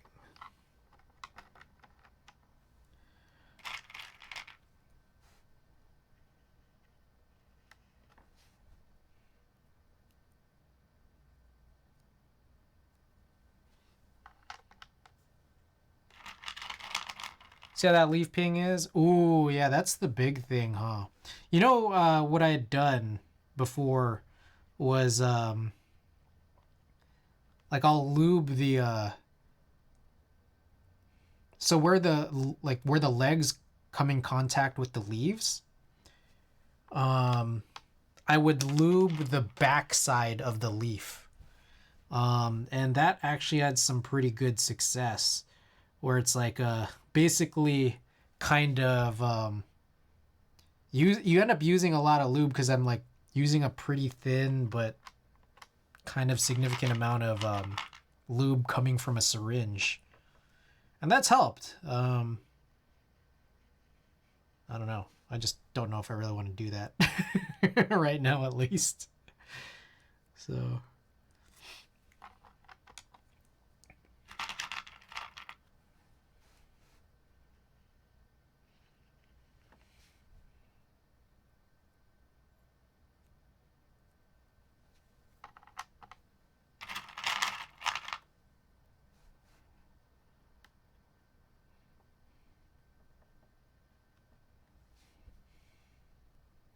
I guess if it's really bad, just do it later.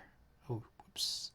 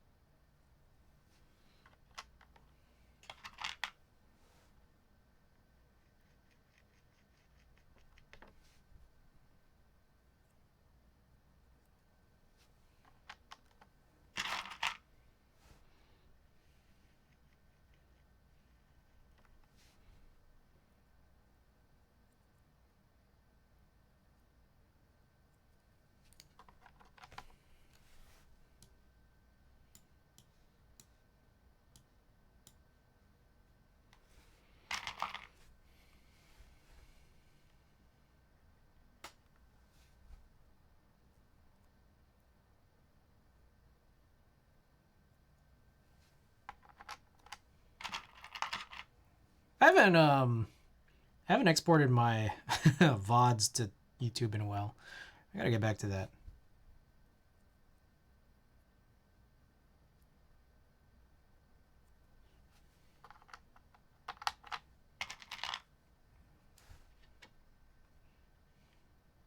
By the way, did you guys see Warmy's S60 brass bottom? That was lit.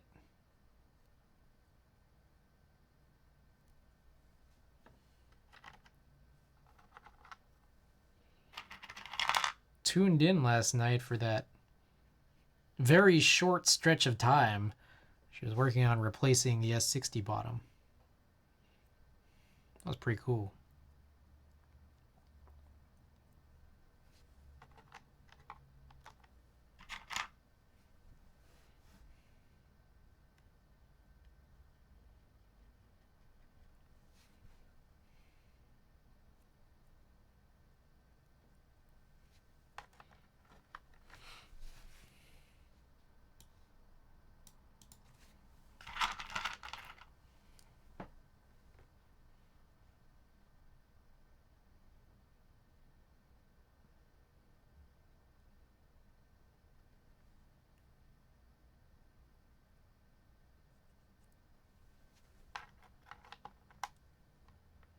Whoa, is that a Discord sound? Where did that come from? Is that the song?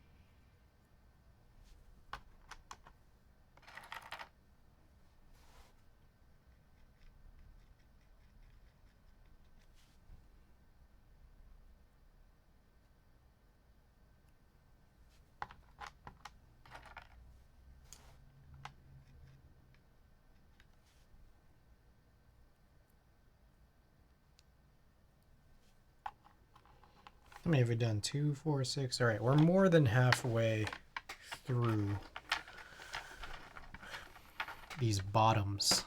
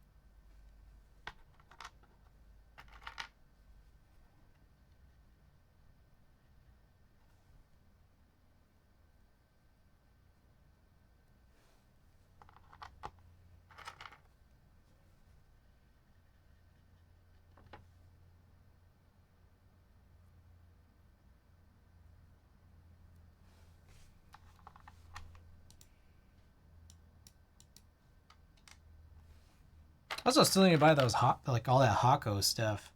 Replacement nozzles. Probably also more filters and shit.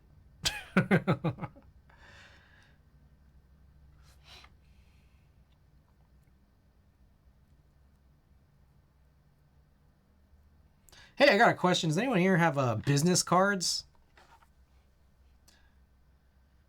I mean, like, I'm guessing, like, not for keyboards, but just, like, business cards because you have business cards.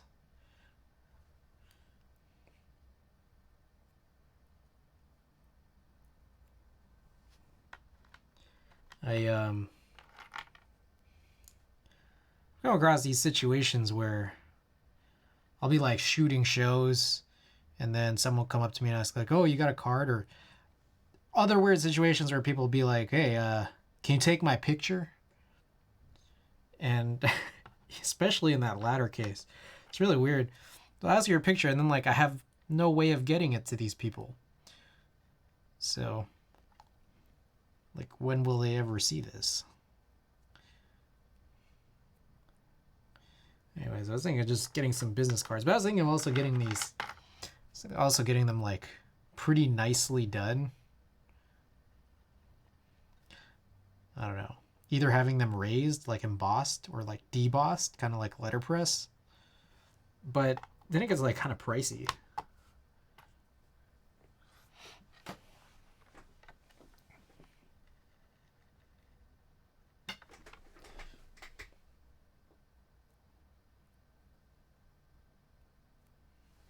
Still haven't bought any of that light meter stuff that I was promising myself I would buy last month.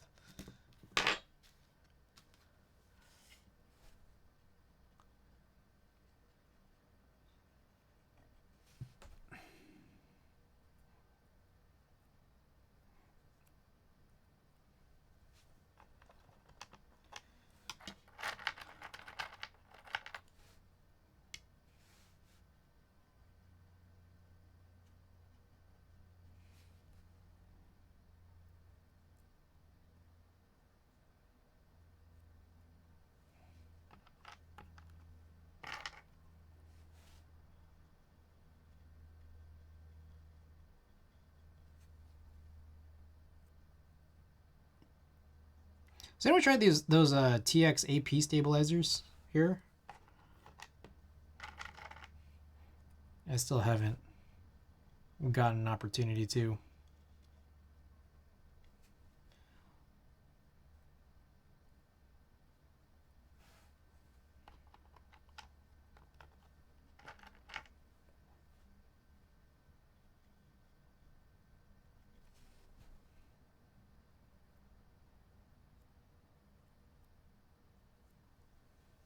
Used them in a board. How do they compare to the non-AP stabilizers? Do they still sell non-AP stabilizers?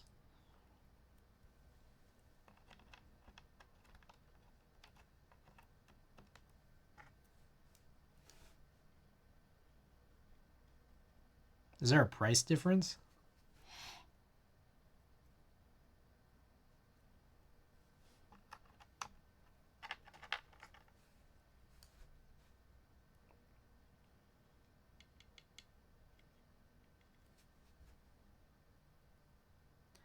Usually BDZ on wire and syringe in 205. Then you need a syringe 205 with TXAP or perfect just with BDZ on wire. I see.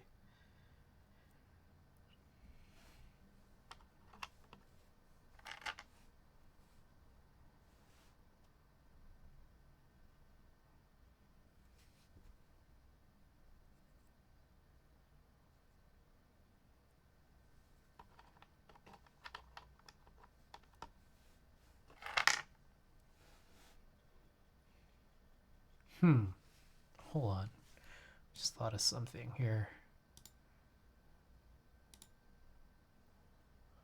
How do you guys like that view? Is that too bright? I realize.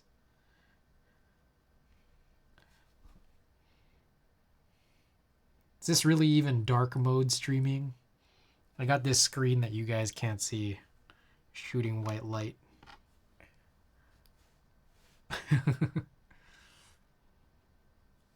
I think it helps with the face cam.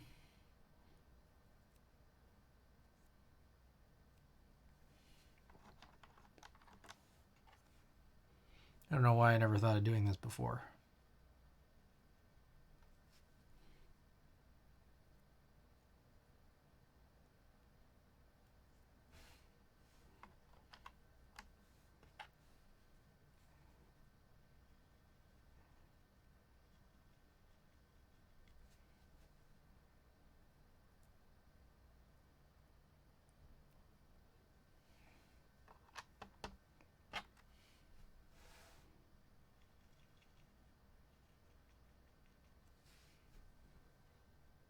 Ramen noodles.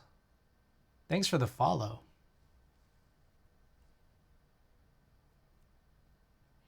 Welcome to the stream. I guess we don't get that celebration again. All right. Cool. All right, we got all the bottoms done. I'm going to move this off to the side here. Let's do the tops.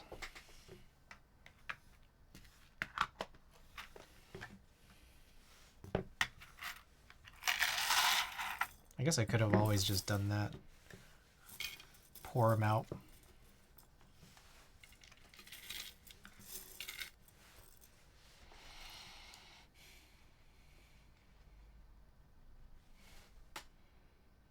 let's do this. And then after that, we'll put in films on the bottoms. And then I'll see how I'm feeling after that. We'll see how long this all takes. See how I feel. We'll run another sticker giveaway as well.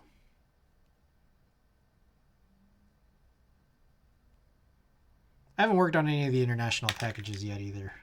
It's been like a week break since I worked on the domestic stuff.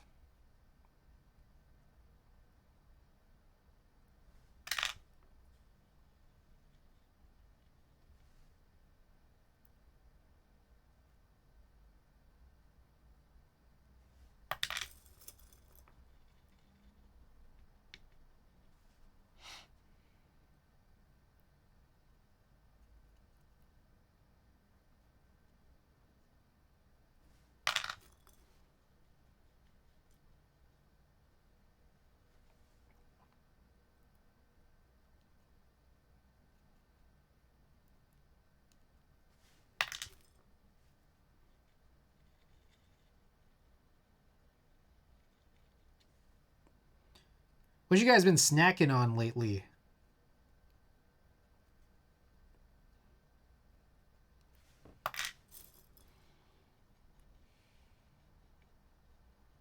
Lately I've been doing a lot of, well, I kind of showed and explained earlier, but a lot of crackers with like spreadable cheese. Hopefully it's good cheese.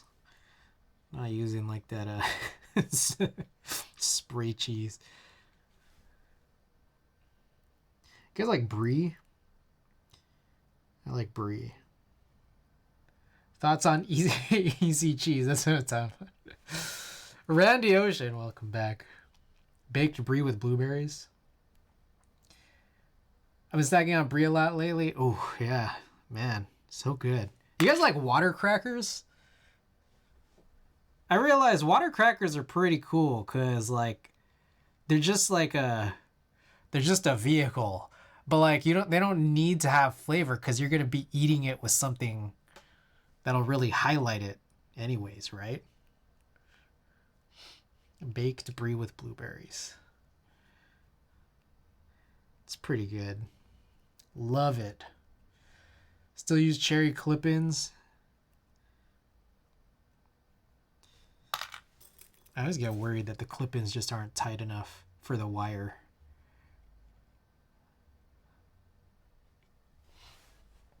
Water crackers are good and soda crackers just dry as fuck.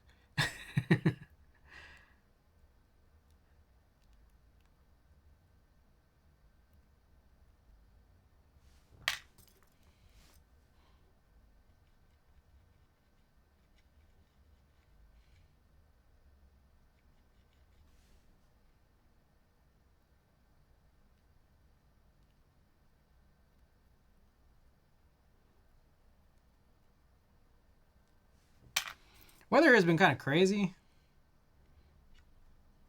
There's like a couple of random days where it got like super hot. And now it's not like that anymore. I love crackers with olive oil and oregano flavor. I think they're topped with a bit of sea salt as well. Whoa. Wait, is this a concoction that you put together or is this something that you could... Is this something that you're buying?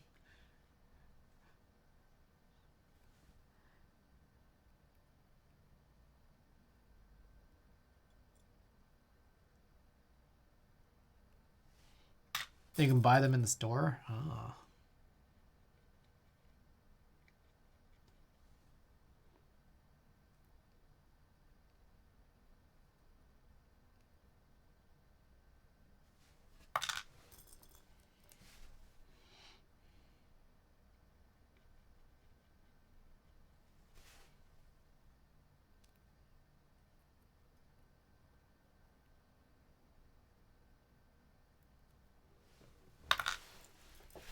Oh, I'm sitting crazy right now. I feel like I gotta, I don't know, relax my back here.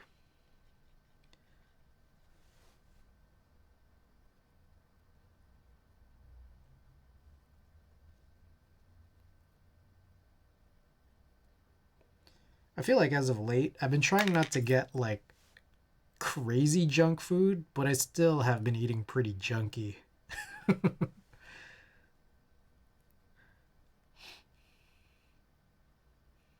In general, I think I just it's just all carbs right now.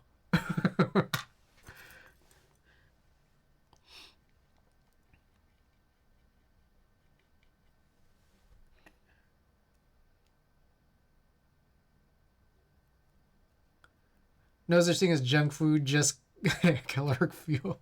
Colexis, welcome back.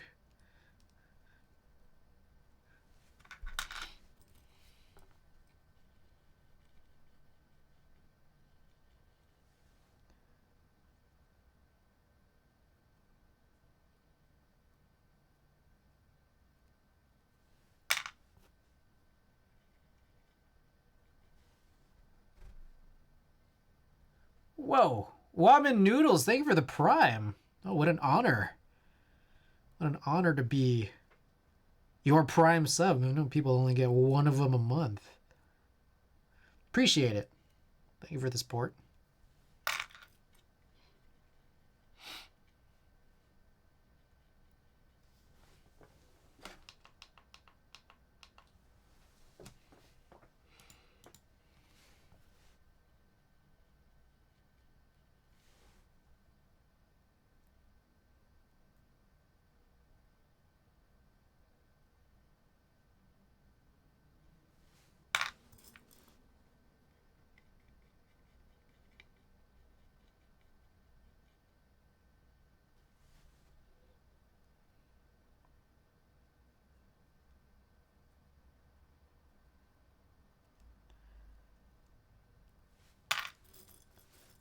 I still waiting on this. I actually have a couple boards in transit, but they've been pretty slow to get here. My CW60 is still kind of stuck. Apparently, Mr. CW posted a picture of themselves in the ER. So, hopes to a speedy recovery.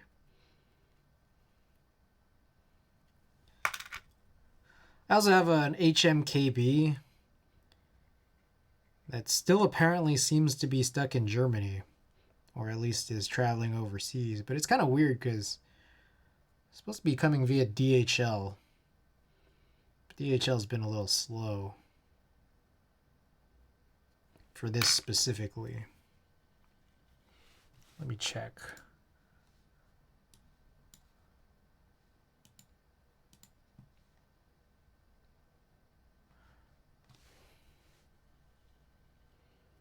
Yeah, still hasn't made it across the water. I don't know how many times I've done this on this same top here. We're looping these tops. I always loop the tops, even though sometimes it doesn't seem super necessary, but still got to do it.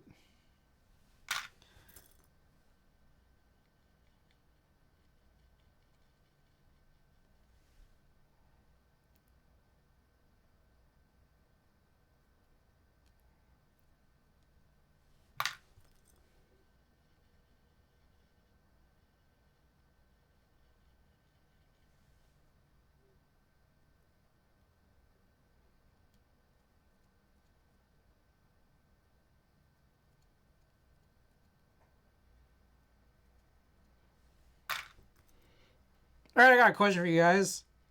What are your guys' favorite sea animals?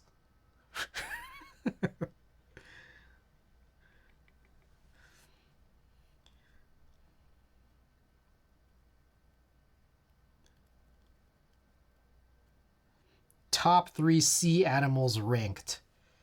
Seal 100%. Oh. Nudie branches. I don't know if I'm familiar with a nudie branch.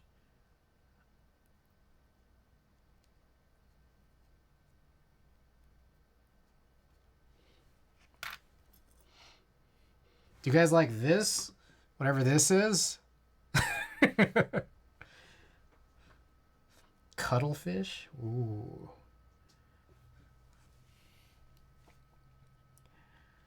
Top 3 sea animals ranked.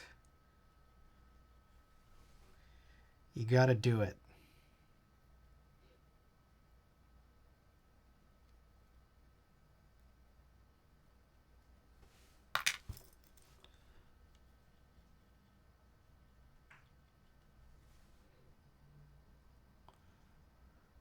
Octopi, pretty awesome. I don't know the third, maybe some kind of shark.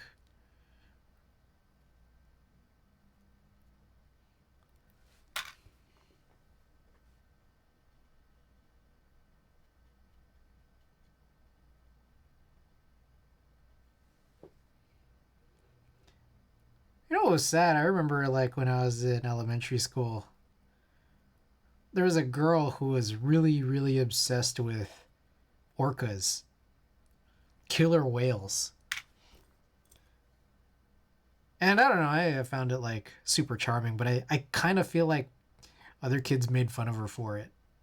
That's sad. Orcas are lit. I like blue whales though. Momoka shark, baby shark. Where I'm from, the ebb on one sea is so strong you can cross the ocean to walk an island. You can see a lot of seals just chilling while taking the hike. Whoa. Well, that's cool.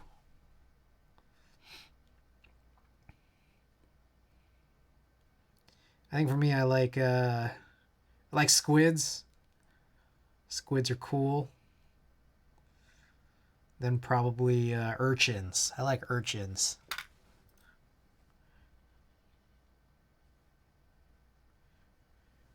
Nudibranches are mollusks. You probably know them as those crazy colorful slugs that look like an angel or a dragon or anything in between.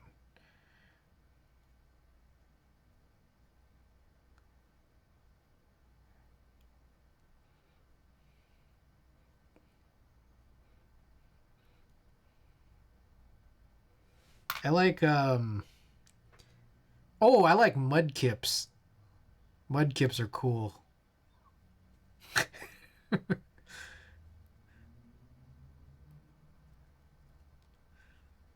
Yeah, let's go with mudkips as my third favorite.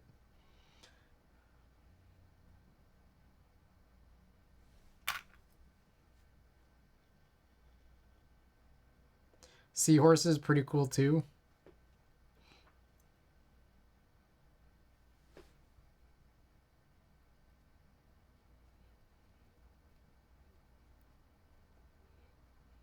Yeah, seahorses are cool. Mudkips live in the marsh, not the sea. Oh, that's true. What about Whooper? Was Whooper? I like Whooper. Was Whooper a sea animal?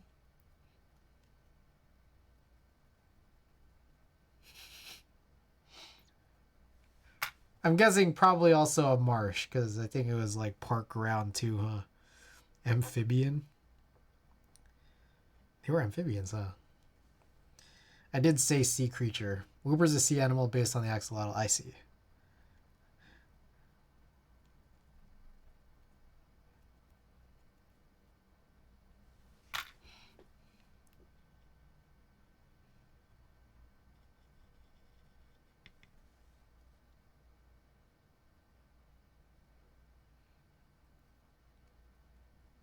Axolotls aren't sea animals either. I mean, I guess that makes sense. Damn, man. Yeah. It's Squirtles then. I don't know.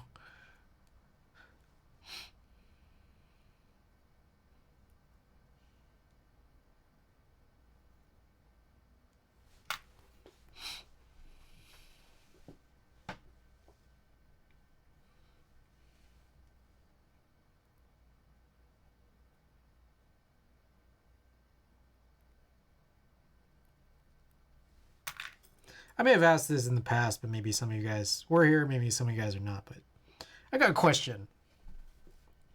How were you guys... Oh, okay. And again, I apologize if I asked this before.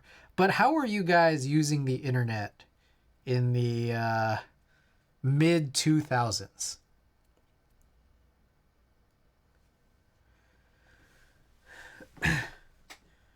They're endangered as fuck because they only naturally occur in one specific lake. Oh. Mark, welcome. I learned that Chevron with Techron gets you hella mileage because of your ad. Oh. That's fantastic. Mid 2000s using Neopets and LimeWire. Like, what was your internet consumption like in 2004? Yeah, let's go with 2004. What were you doing in 2004 on the internet?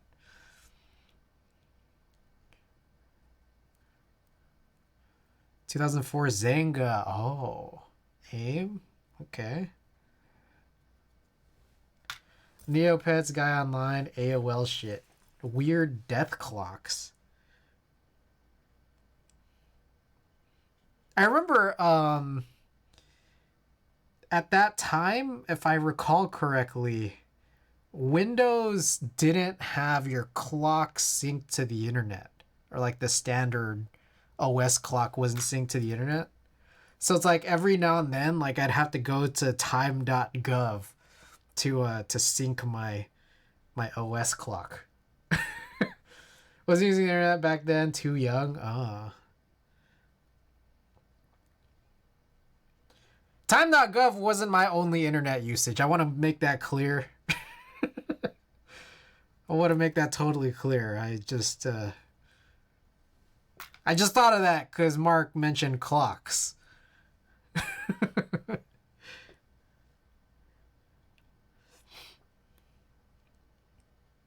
I spent a lot of my time, actually for several years, on I spent a lot of my time for several years on the IGN forums.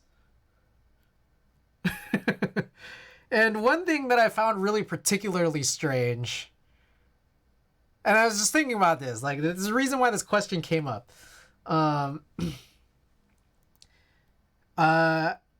Sometimes people would post forum posts, right?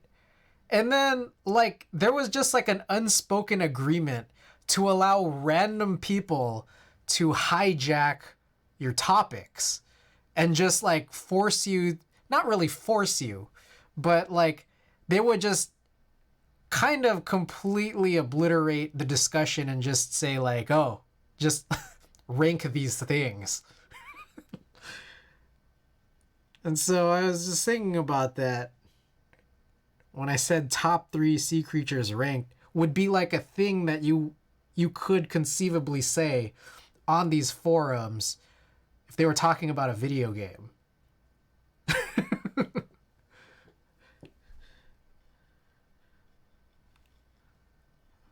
Complete irrelevance. All right. I got the internet in about 2010 using Minecraft back on browser playing Pets Place on a platform that is kind of similar to Facebook, making a bunch of random groups on that platform. It's on AIM a lot. That would have also been early YouTube days prior to Google buying it. Yeah, it was. I remember people would always send me YouTube videos. I would never actually like just go on those YouTube binges. I would just wait for people to send me links. Would have also been peak RuneScape time. I never played RuneScape, actually. Talking about how... Wait, early 2006, 2008, I was stuck on Hypebeast forums. Talking about how Filipino women ruined my carpet type shit. What? There's a Habbo Hotel back in 2009, 2010 as well. I never played Habbo Hotel, but I remember hearing a lot of people talk about it. I want to say 2005. I remember being in my English class, and I think it was English class. I don't know. It was some class, and then we had to do, we had to write papers, right? And I remember someone was presenting their paper to the class and then was also citing her source. And I remember, again, I want to mention here, this is mid 2000s, like probably 2005. I just remember her saying this. She cited her source, Wikipedia. But she didn't stop there. Okay, hold on. I want to say something here. She says that like Wikipedia, the free encyclopedia. And I was like I don't know. For some reason I just keep thinking about that cuz it was around that time, right? Okay, hold on. I'm going to look up Wikipedia on Wikipedia. It launched in 2001. It's what this wiki page on Wikipedia says. Wikiception. I don't know why that stuck with me. She said the whole thing. Wikipedia, the free encyclopedia. Like, it sounds like something that, like, I don't know, you'd hear in an audiobook.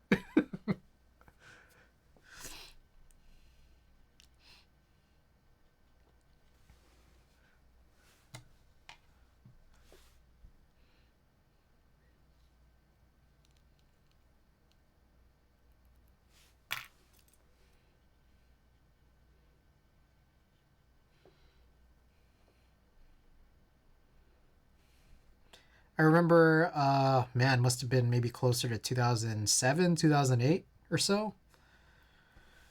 Me and Andy, we found this YouTube video. It was this kid who had like a webcam. It's a teenager. He had a webcam and he was playing the Yu-Gi-Oh theme song and he was like lip syncing to the Yu-Gi-Oh theme song, but he had a little bit of hand choreography to it. Specifically, he was like just holding up his middle fingers, just like kind of middle finger dancing while lip syncing the Yu-Gi-Oh theme song. And we thought it was the funniest thing ever. Like, we thought that was like just, I don't know how to explain it. Just, it was such a, I don't know, it's just incredible video. It was an incredible video. At some point, the video was gone. But we did remember the guy's name, and we found him, the guy, on YouTube. And we messaged him. We actually messaged him asking, like, hey, like, what happened to your video? Like, we really like that Yu-Gi-Oh video.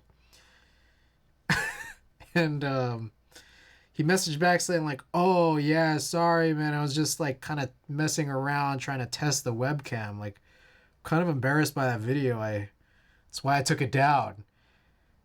And we were just so disappointed. Like, we couldn't do anything to convince this guy to get the video back up. Really sad. That was 2007 or so. Is that APA style right now? It would be Wikipedia contributors. Was this before or after teachers started giving lectures about Wikipedia not being a source?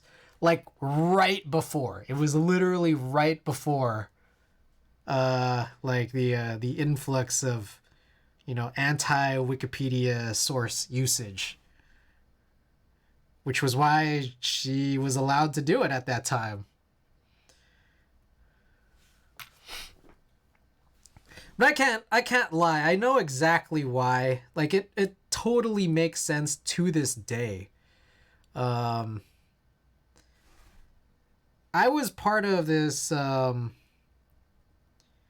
even like, I think since maybe I was like 10 years old, probably from like 10 years old to 13 or 14, I was part of this online like art community, like just people who like to draw illustration, like digital illustrations.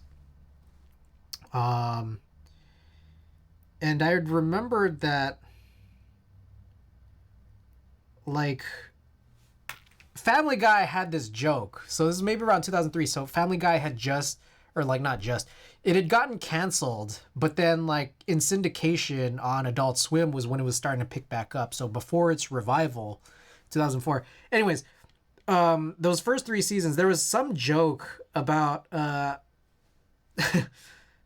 someone giving Brian like a biography or autobiography about Mr. T. And there was some joke in there about, like, he actually started reading it even though he didn't want to read it. But he starts reading it, and he's just, like, kind of, like, with, you know, around other people. And he's like, huh, do you guys know that Mr. T always wanted to be a Broadway dancer? And so this was around that time, 2003, and I remember being a part of this IRC chat with these, like, you know, people online.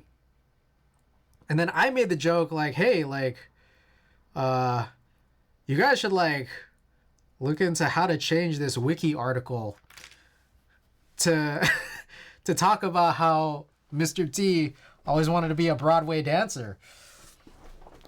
And one guy, like, took it on, and he's like, done. And apparently, like, this thing, like, stayed on Wikipedia for, like, I want to say, like, a couple years. Like, it actually, like I want to say, like, it must have been, like, 2005-ish or so. And it stayed on. It stayed on for a while. And then at some point, someone, I guess, like, you know, one of those power wiki users, like, took it down and then, like, left a little comment saying, like, there's no source cited for this. Plus, I know it's just a joke from Family Guy. But it stayed around for a while. And for that reason, it makes sense. Like, anyone kind of could have just made stuff up. Especially for, like, you know, just random articles that, like, you know, might not get found for a while. So, I don't know. Just a funny little thing. Okay, I think I'm going to work on these films, and then after that, I'll probably give up. Let's. Oh, I had some films right here already. We'll run a sticker giveaway, and we'll handle that. So, funny thing here is, if I do exactly 60 switches, that means that one of these Deskies packs is good for 2 boards. But at some point, I did 70, and so it kind of messes things up here in this way. I feel like I want to find where these other 10 are, steal those films. I don't know when that's going to be, I'm not going to lie.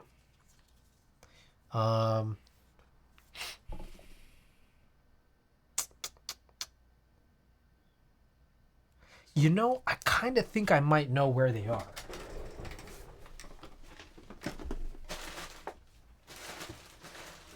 There's a chance here that I actually know.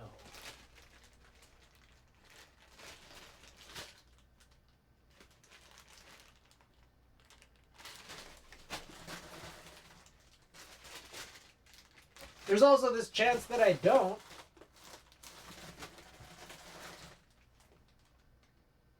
Yeah, I got no clue. Not off the top of my head, at least.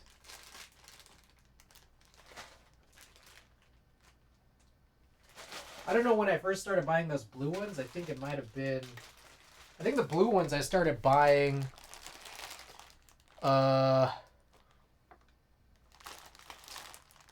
Started buying on Black Friday. So it would have been something that I tuned around then. I just don't know what. I might want to look for this off stream. It's just too much right now. Okay. It's not a huge problem. I'll do this and figure this out later.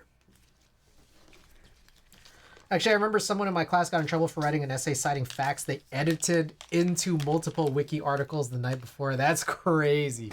And that's, I mean, yeah, like that's that's actually crazy. But kind of like, you know, kind of exactly what that problem was.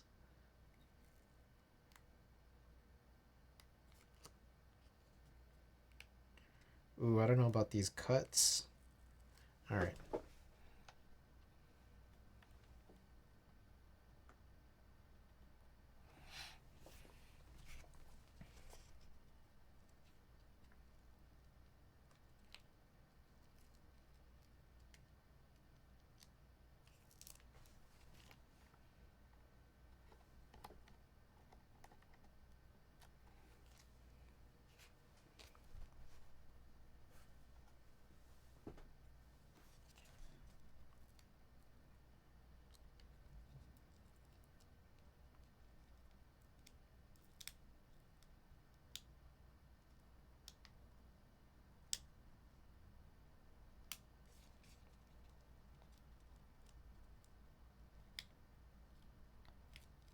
Boy, this is like harder than usual. I think these cuts on this specific sheet, or maybe this whole pack, a little bit weaker than usual.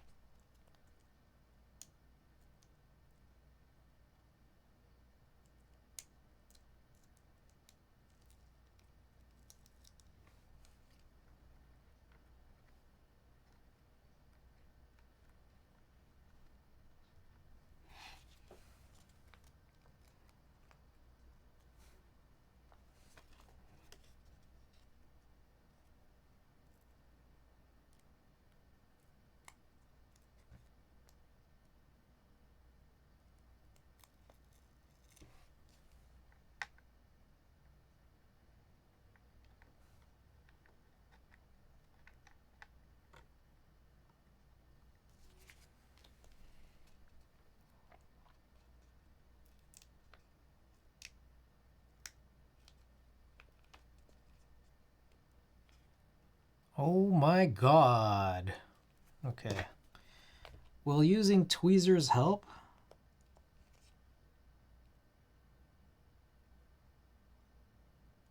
Not really. What the? Like the inner, like squarish sticker? Like that seems to be cut really well, but the outer edge, not so hot.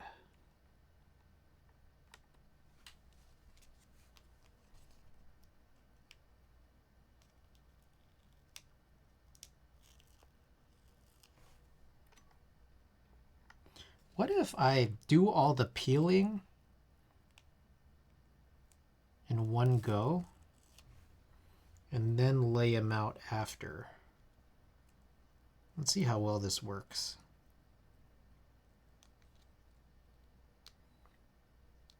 Might actually be able to assembly line the placement of films more quickly if I do it this way, potentially. So you do kind of have to pull apart the sides in order to fit them over the rails. But if I just like generally place them down like this, especially with all the extra space, maybe it's fine.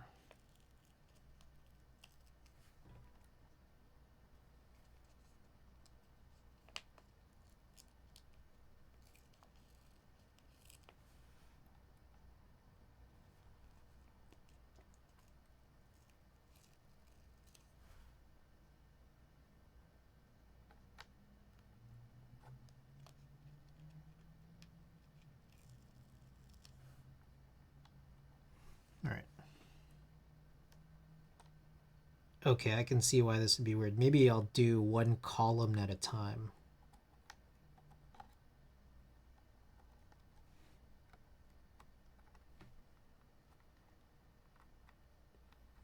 Yeah, one column at a time might be better.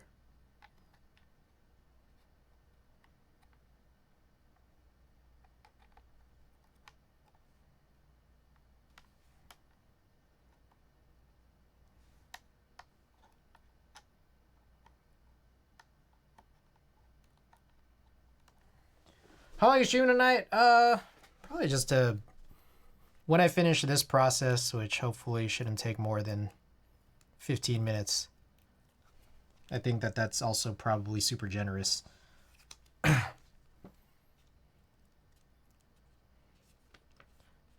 you need me to stream longer? Are you trying to play Splatoon?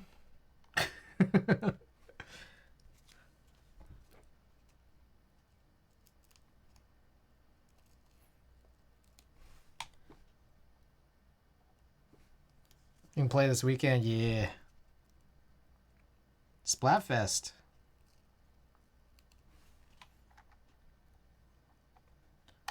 Which, yeah, so that you guys know, I don't know my availability through tomorrow and Saturday because I might be playing a lot of Splatoon. This might be happening. Just letting you guys know.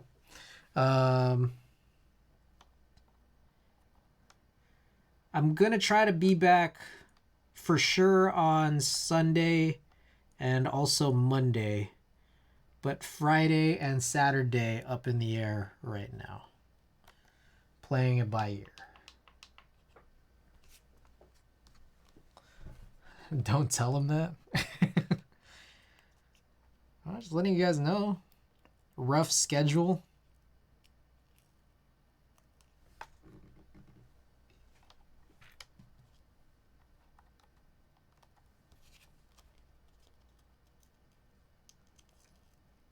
All right, this one seems better.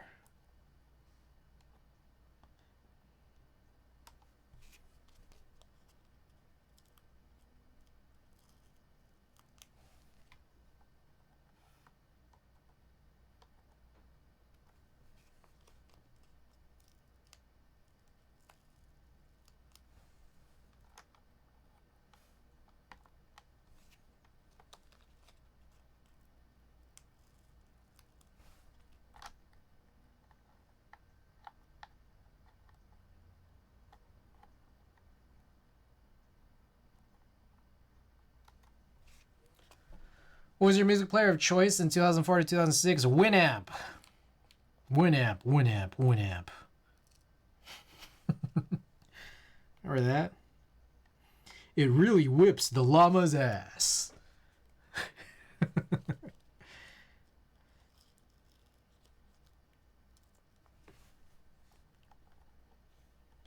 And there are all these like sounds. All those llama sounds.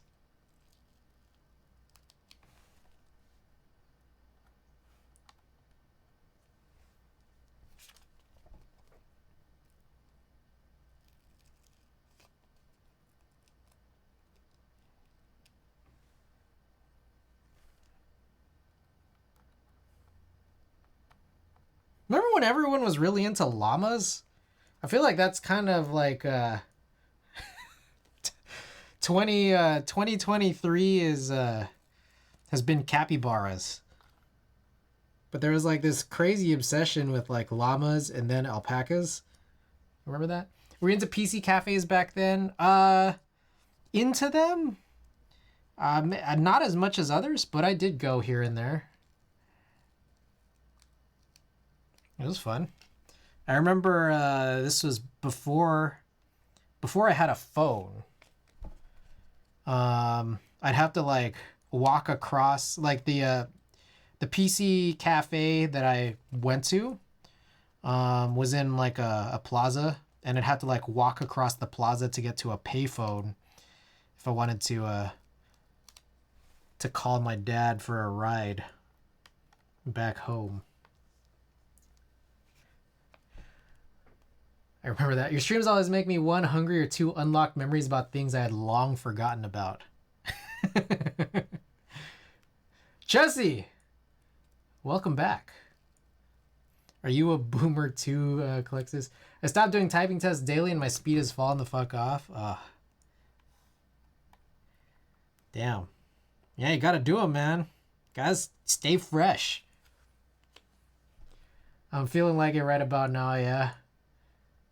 He made me get the busy town mouse mat because I forgot about the rug.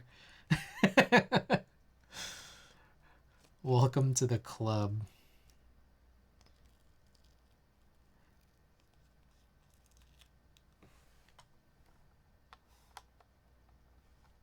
My brother was telling me a story about, around that time, I guess it would have been maybe even back to like 2001 or so. He had a friend who he went to like a PC cafe with, and there was like a big, like everyone was just kind of playing in a big Counter-Strike LAN match, and like the other team, so my brother and his friend were playing together on the same team. The other team was full of like Asian gangsters, and my brother's friend ended up being the last one alive on one particular match, and then just killed every single one of the other Asian gangsters on the other team.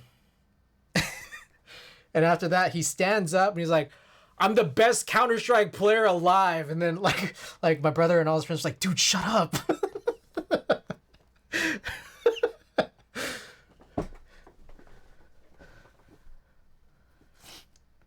I think I still have a legit Busy Town carpet in a closet that I used to play with my Hot Wheels on. See, this is my main game, bro. It's crazy. Yeah, this was probably like this. That might have been before 1.6. Bro, what is up with these cuts? All right, this very last row of cuts is like the worst.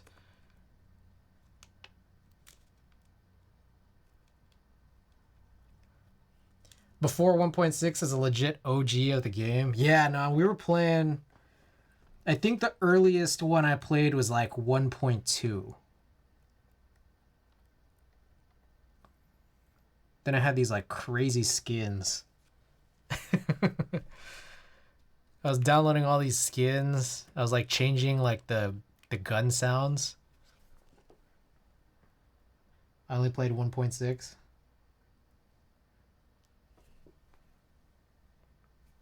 I remember change like, man, yeah, no, I'm just remembering like I remember changing a like the fuck, what is it? I forgot all of these. The SMG. I remember changing the SMG sound to like something that sounded like way more legit, And then when people would like play on my computer, they'd be like, "Hey, can you send me that sound?"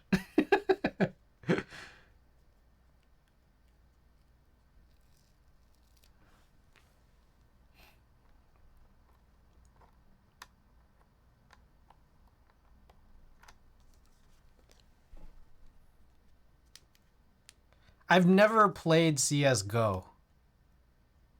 I've never played Source.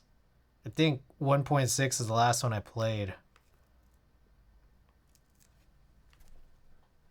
Everyone just flexing that they were CAL'd. I don't know what that is. What is that?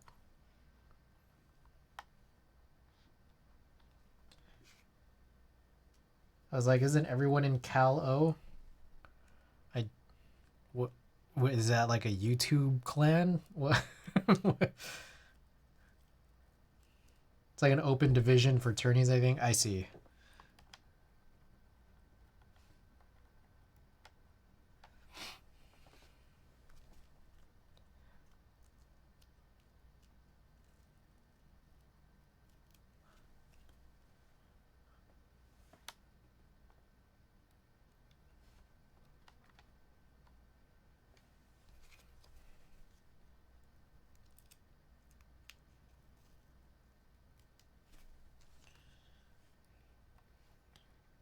Does CSGO like have support for like all the same maps that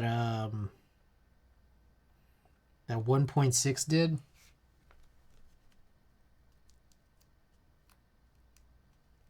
What were your guys' favorite maps?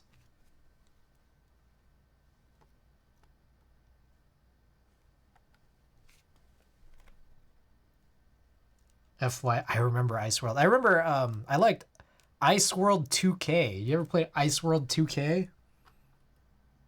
Also, what did the FY stand for? I know what FY is, but what did the acronym stand for? Pool. Oh shit. FY Pool. Is that the one I'm thinking of? Hold up, I gotta look up FY Pool real quick.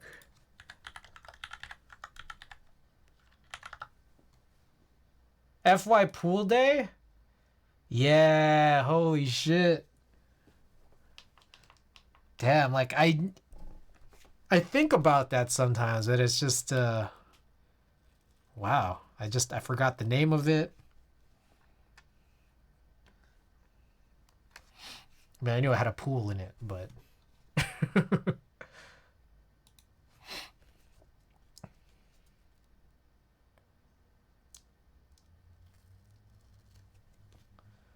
feel like FY Pool inspired Backrooms.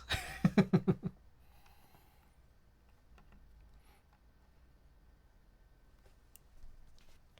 you guys ever play Team Fortress 1?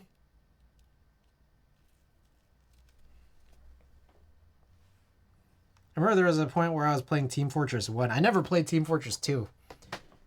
But Team Fortress 1 was cool, man.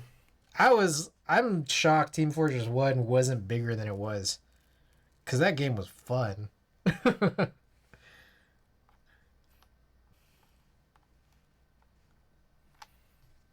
Like it was like 1.6 models. But like, you know.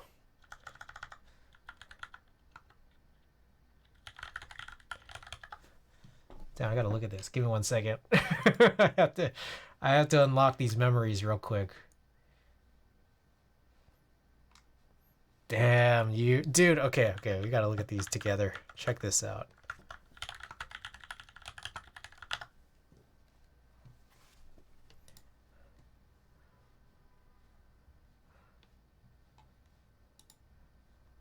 Yeah, look at this.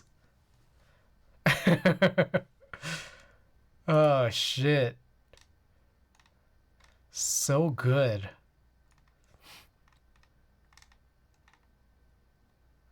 What were those other games? There were other games that like was included with like Counter-Strike, but I'm just like kind of forgetting what they were. Like that bundle. It was like Counter-Strike, shit. What am I doing? CS 1.6. Would it even been 1.6? CS be like CS TFC, like Half-Life. Was Half-Life a part of that?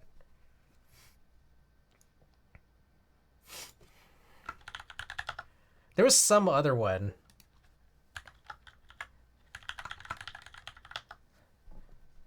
I think it was it Day of Defeat?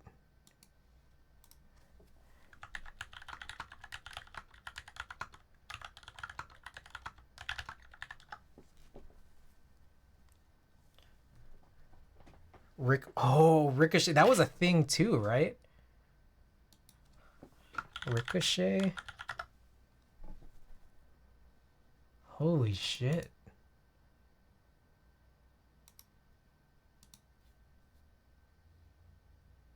Damn. That's crazy. Day of Defeat was newer? No. I think it was, but I still feel like it was like kind of within that same like bundle situation.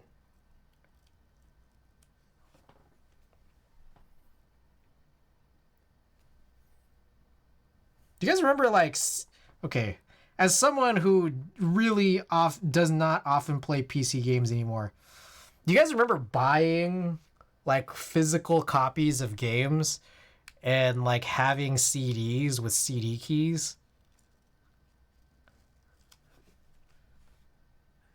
I remember we had that for for that Counter-Strike 1.0 disc that I guess like you had to upgrade to when we bought it, which would have been 1.1 or 1.2. But also StarCraft. I remember I was playing StarCraft maybe 2002. Really bad at it, but I like playing all the custom games, the use map settings. Choose your D.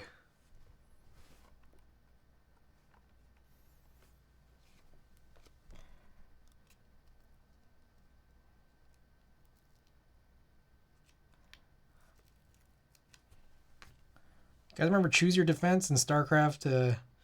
Okay, we gotta look at this together again.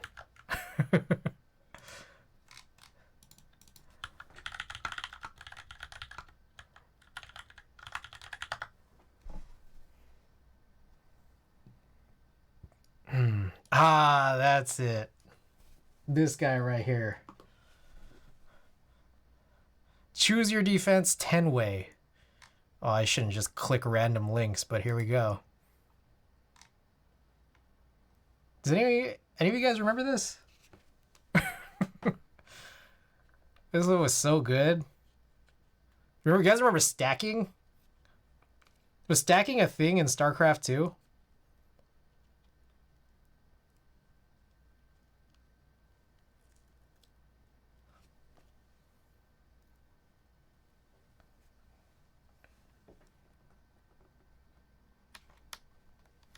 I think it was. Oh. Yeah, I remember what I would do is like I'd always get like one of these two spots. Typically I think this spot. And I would make this like S shape.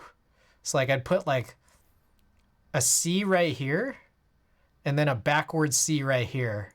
And it was kind of like a cool S, but the thing is you got to let the enemies pass through, otherwise they start killing your shit.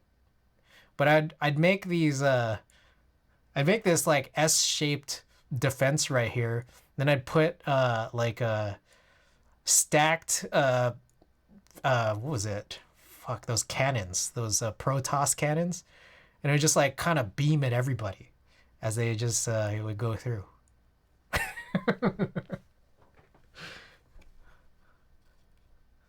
Hell yeah.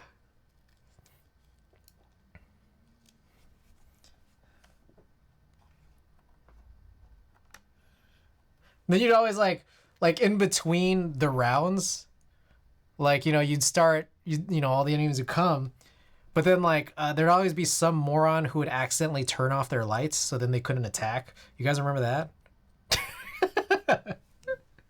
I don't know. I might be the only person here playing this specific stupid tower defense.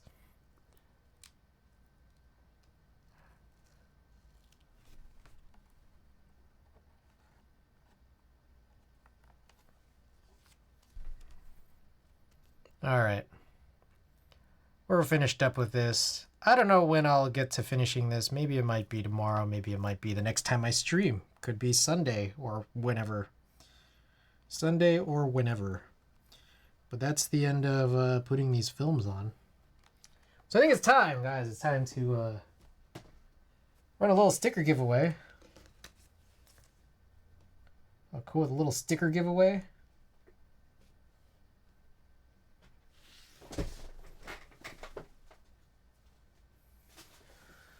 All right, guys.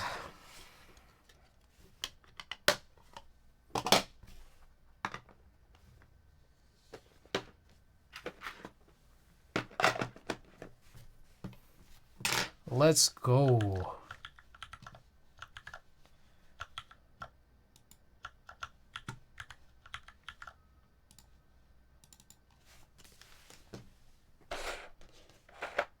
Hey, Mark, do you still use that keyboard I sent you?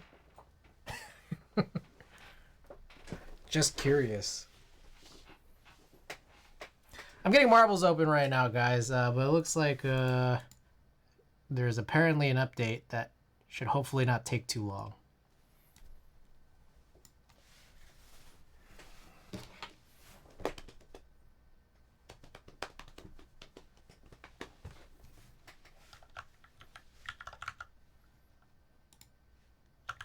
All right, so I'm gonna be stalling.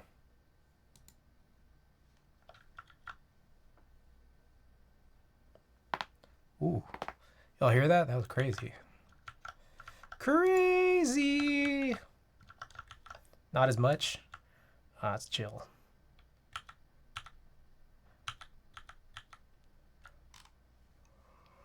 All right.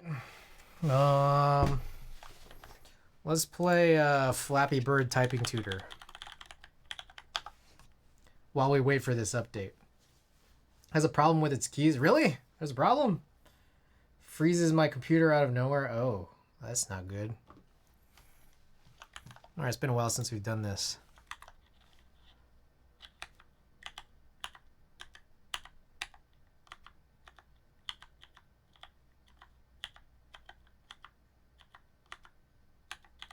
Fuck!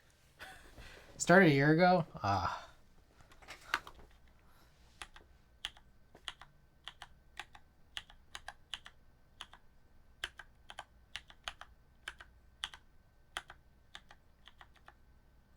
Bro.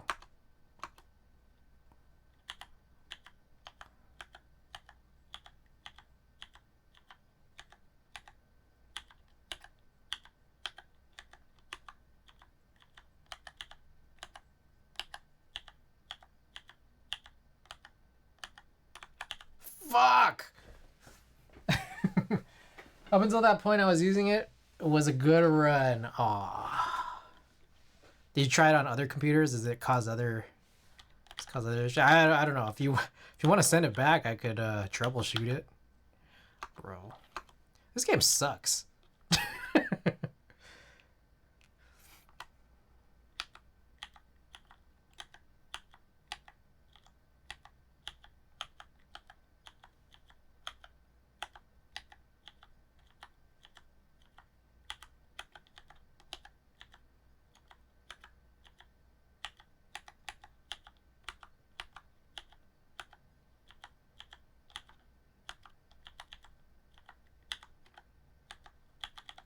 Okay, enough.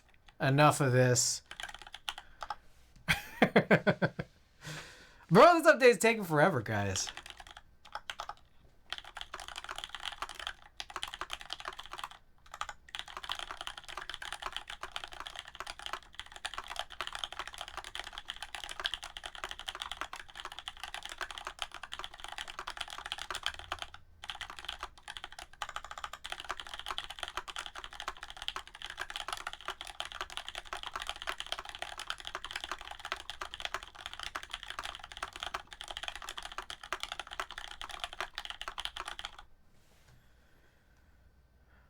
Still about a minute left, is what it says. You know what I'd rather do? I don't know. I kind of wanted to replace some keycaps on another board, but I feel like that's not enough time. Maybe what I could do. Play Splatoon. Ah, it's too. I mean, this is supposed to almost be done. I could though.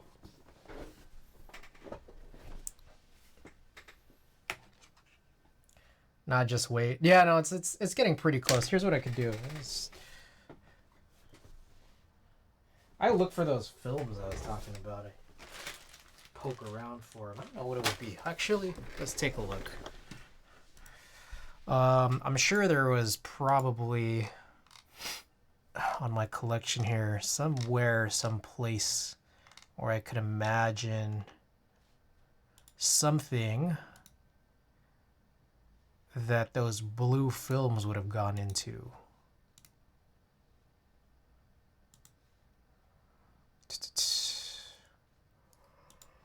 Anyway, oh gosh, oh, I'm getting a little tired. Oh, it's finished. All right, guys. For any of you lurkers out there, you guys are. What the fuck? Does Marbles play music now? How do you turn this off? What the?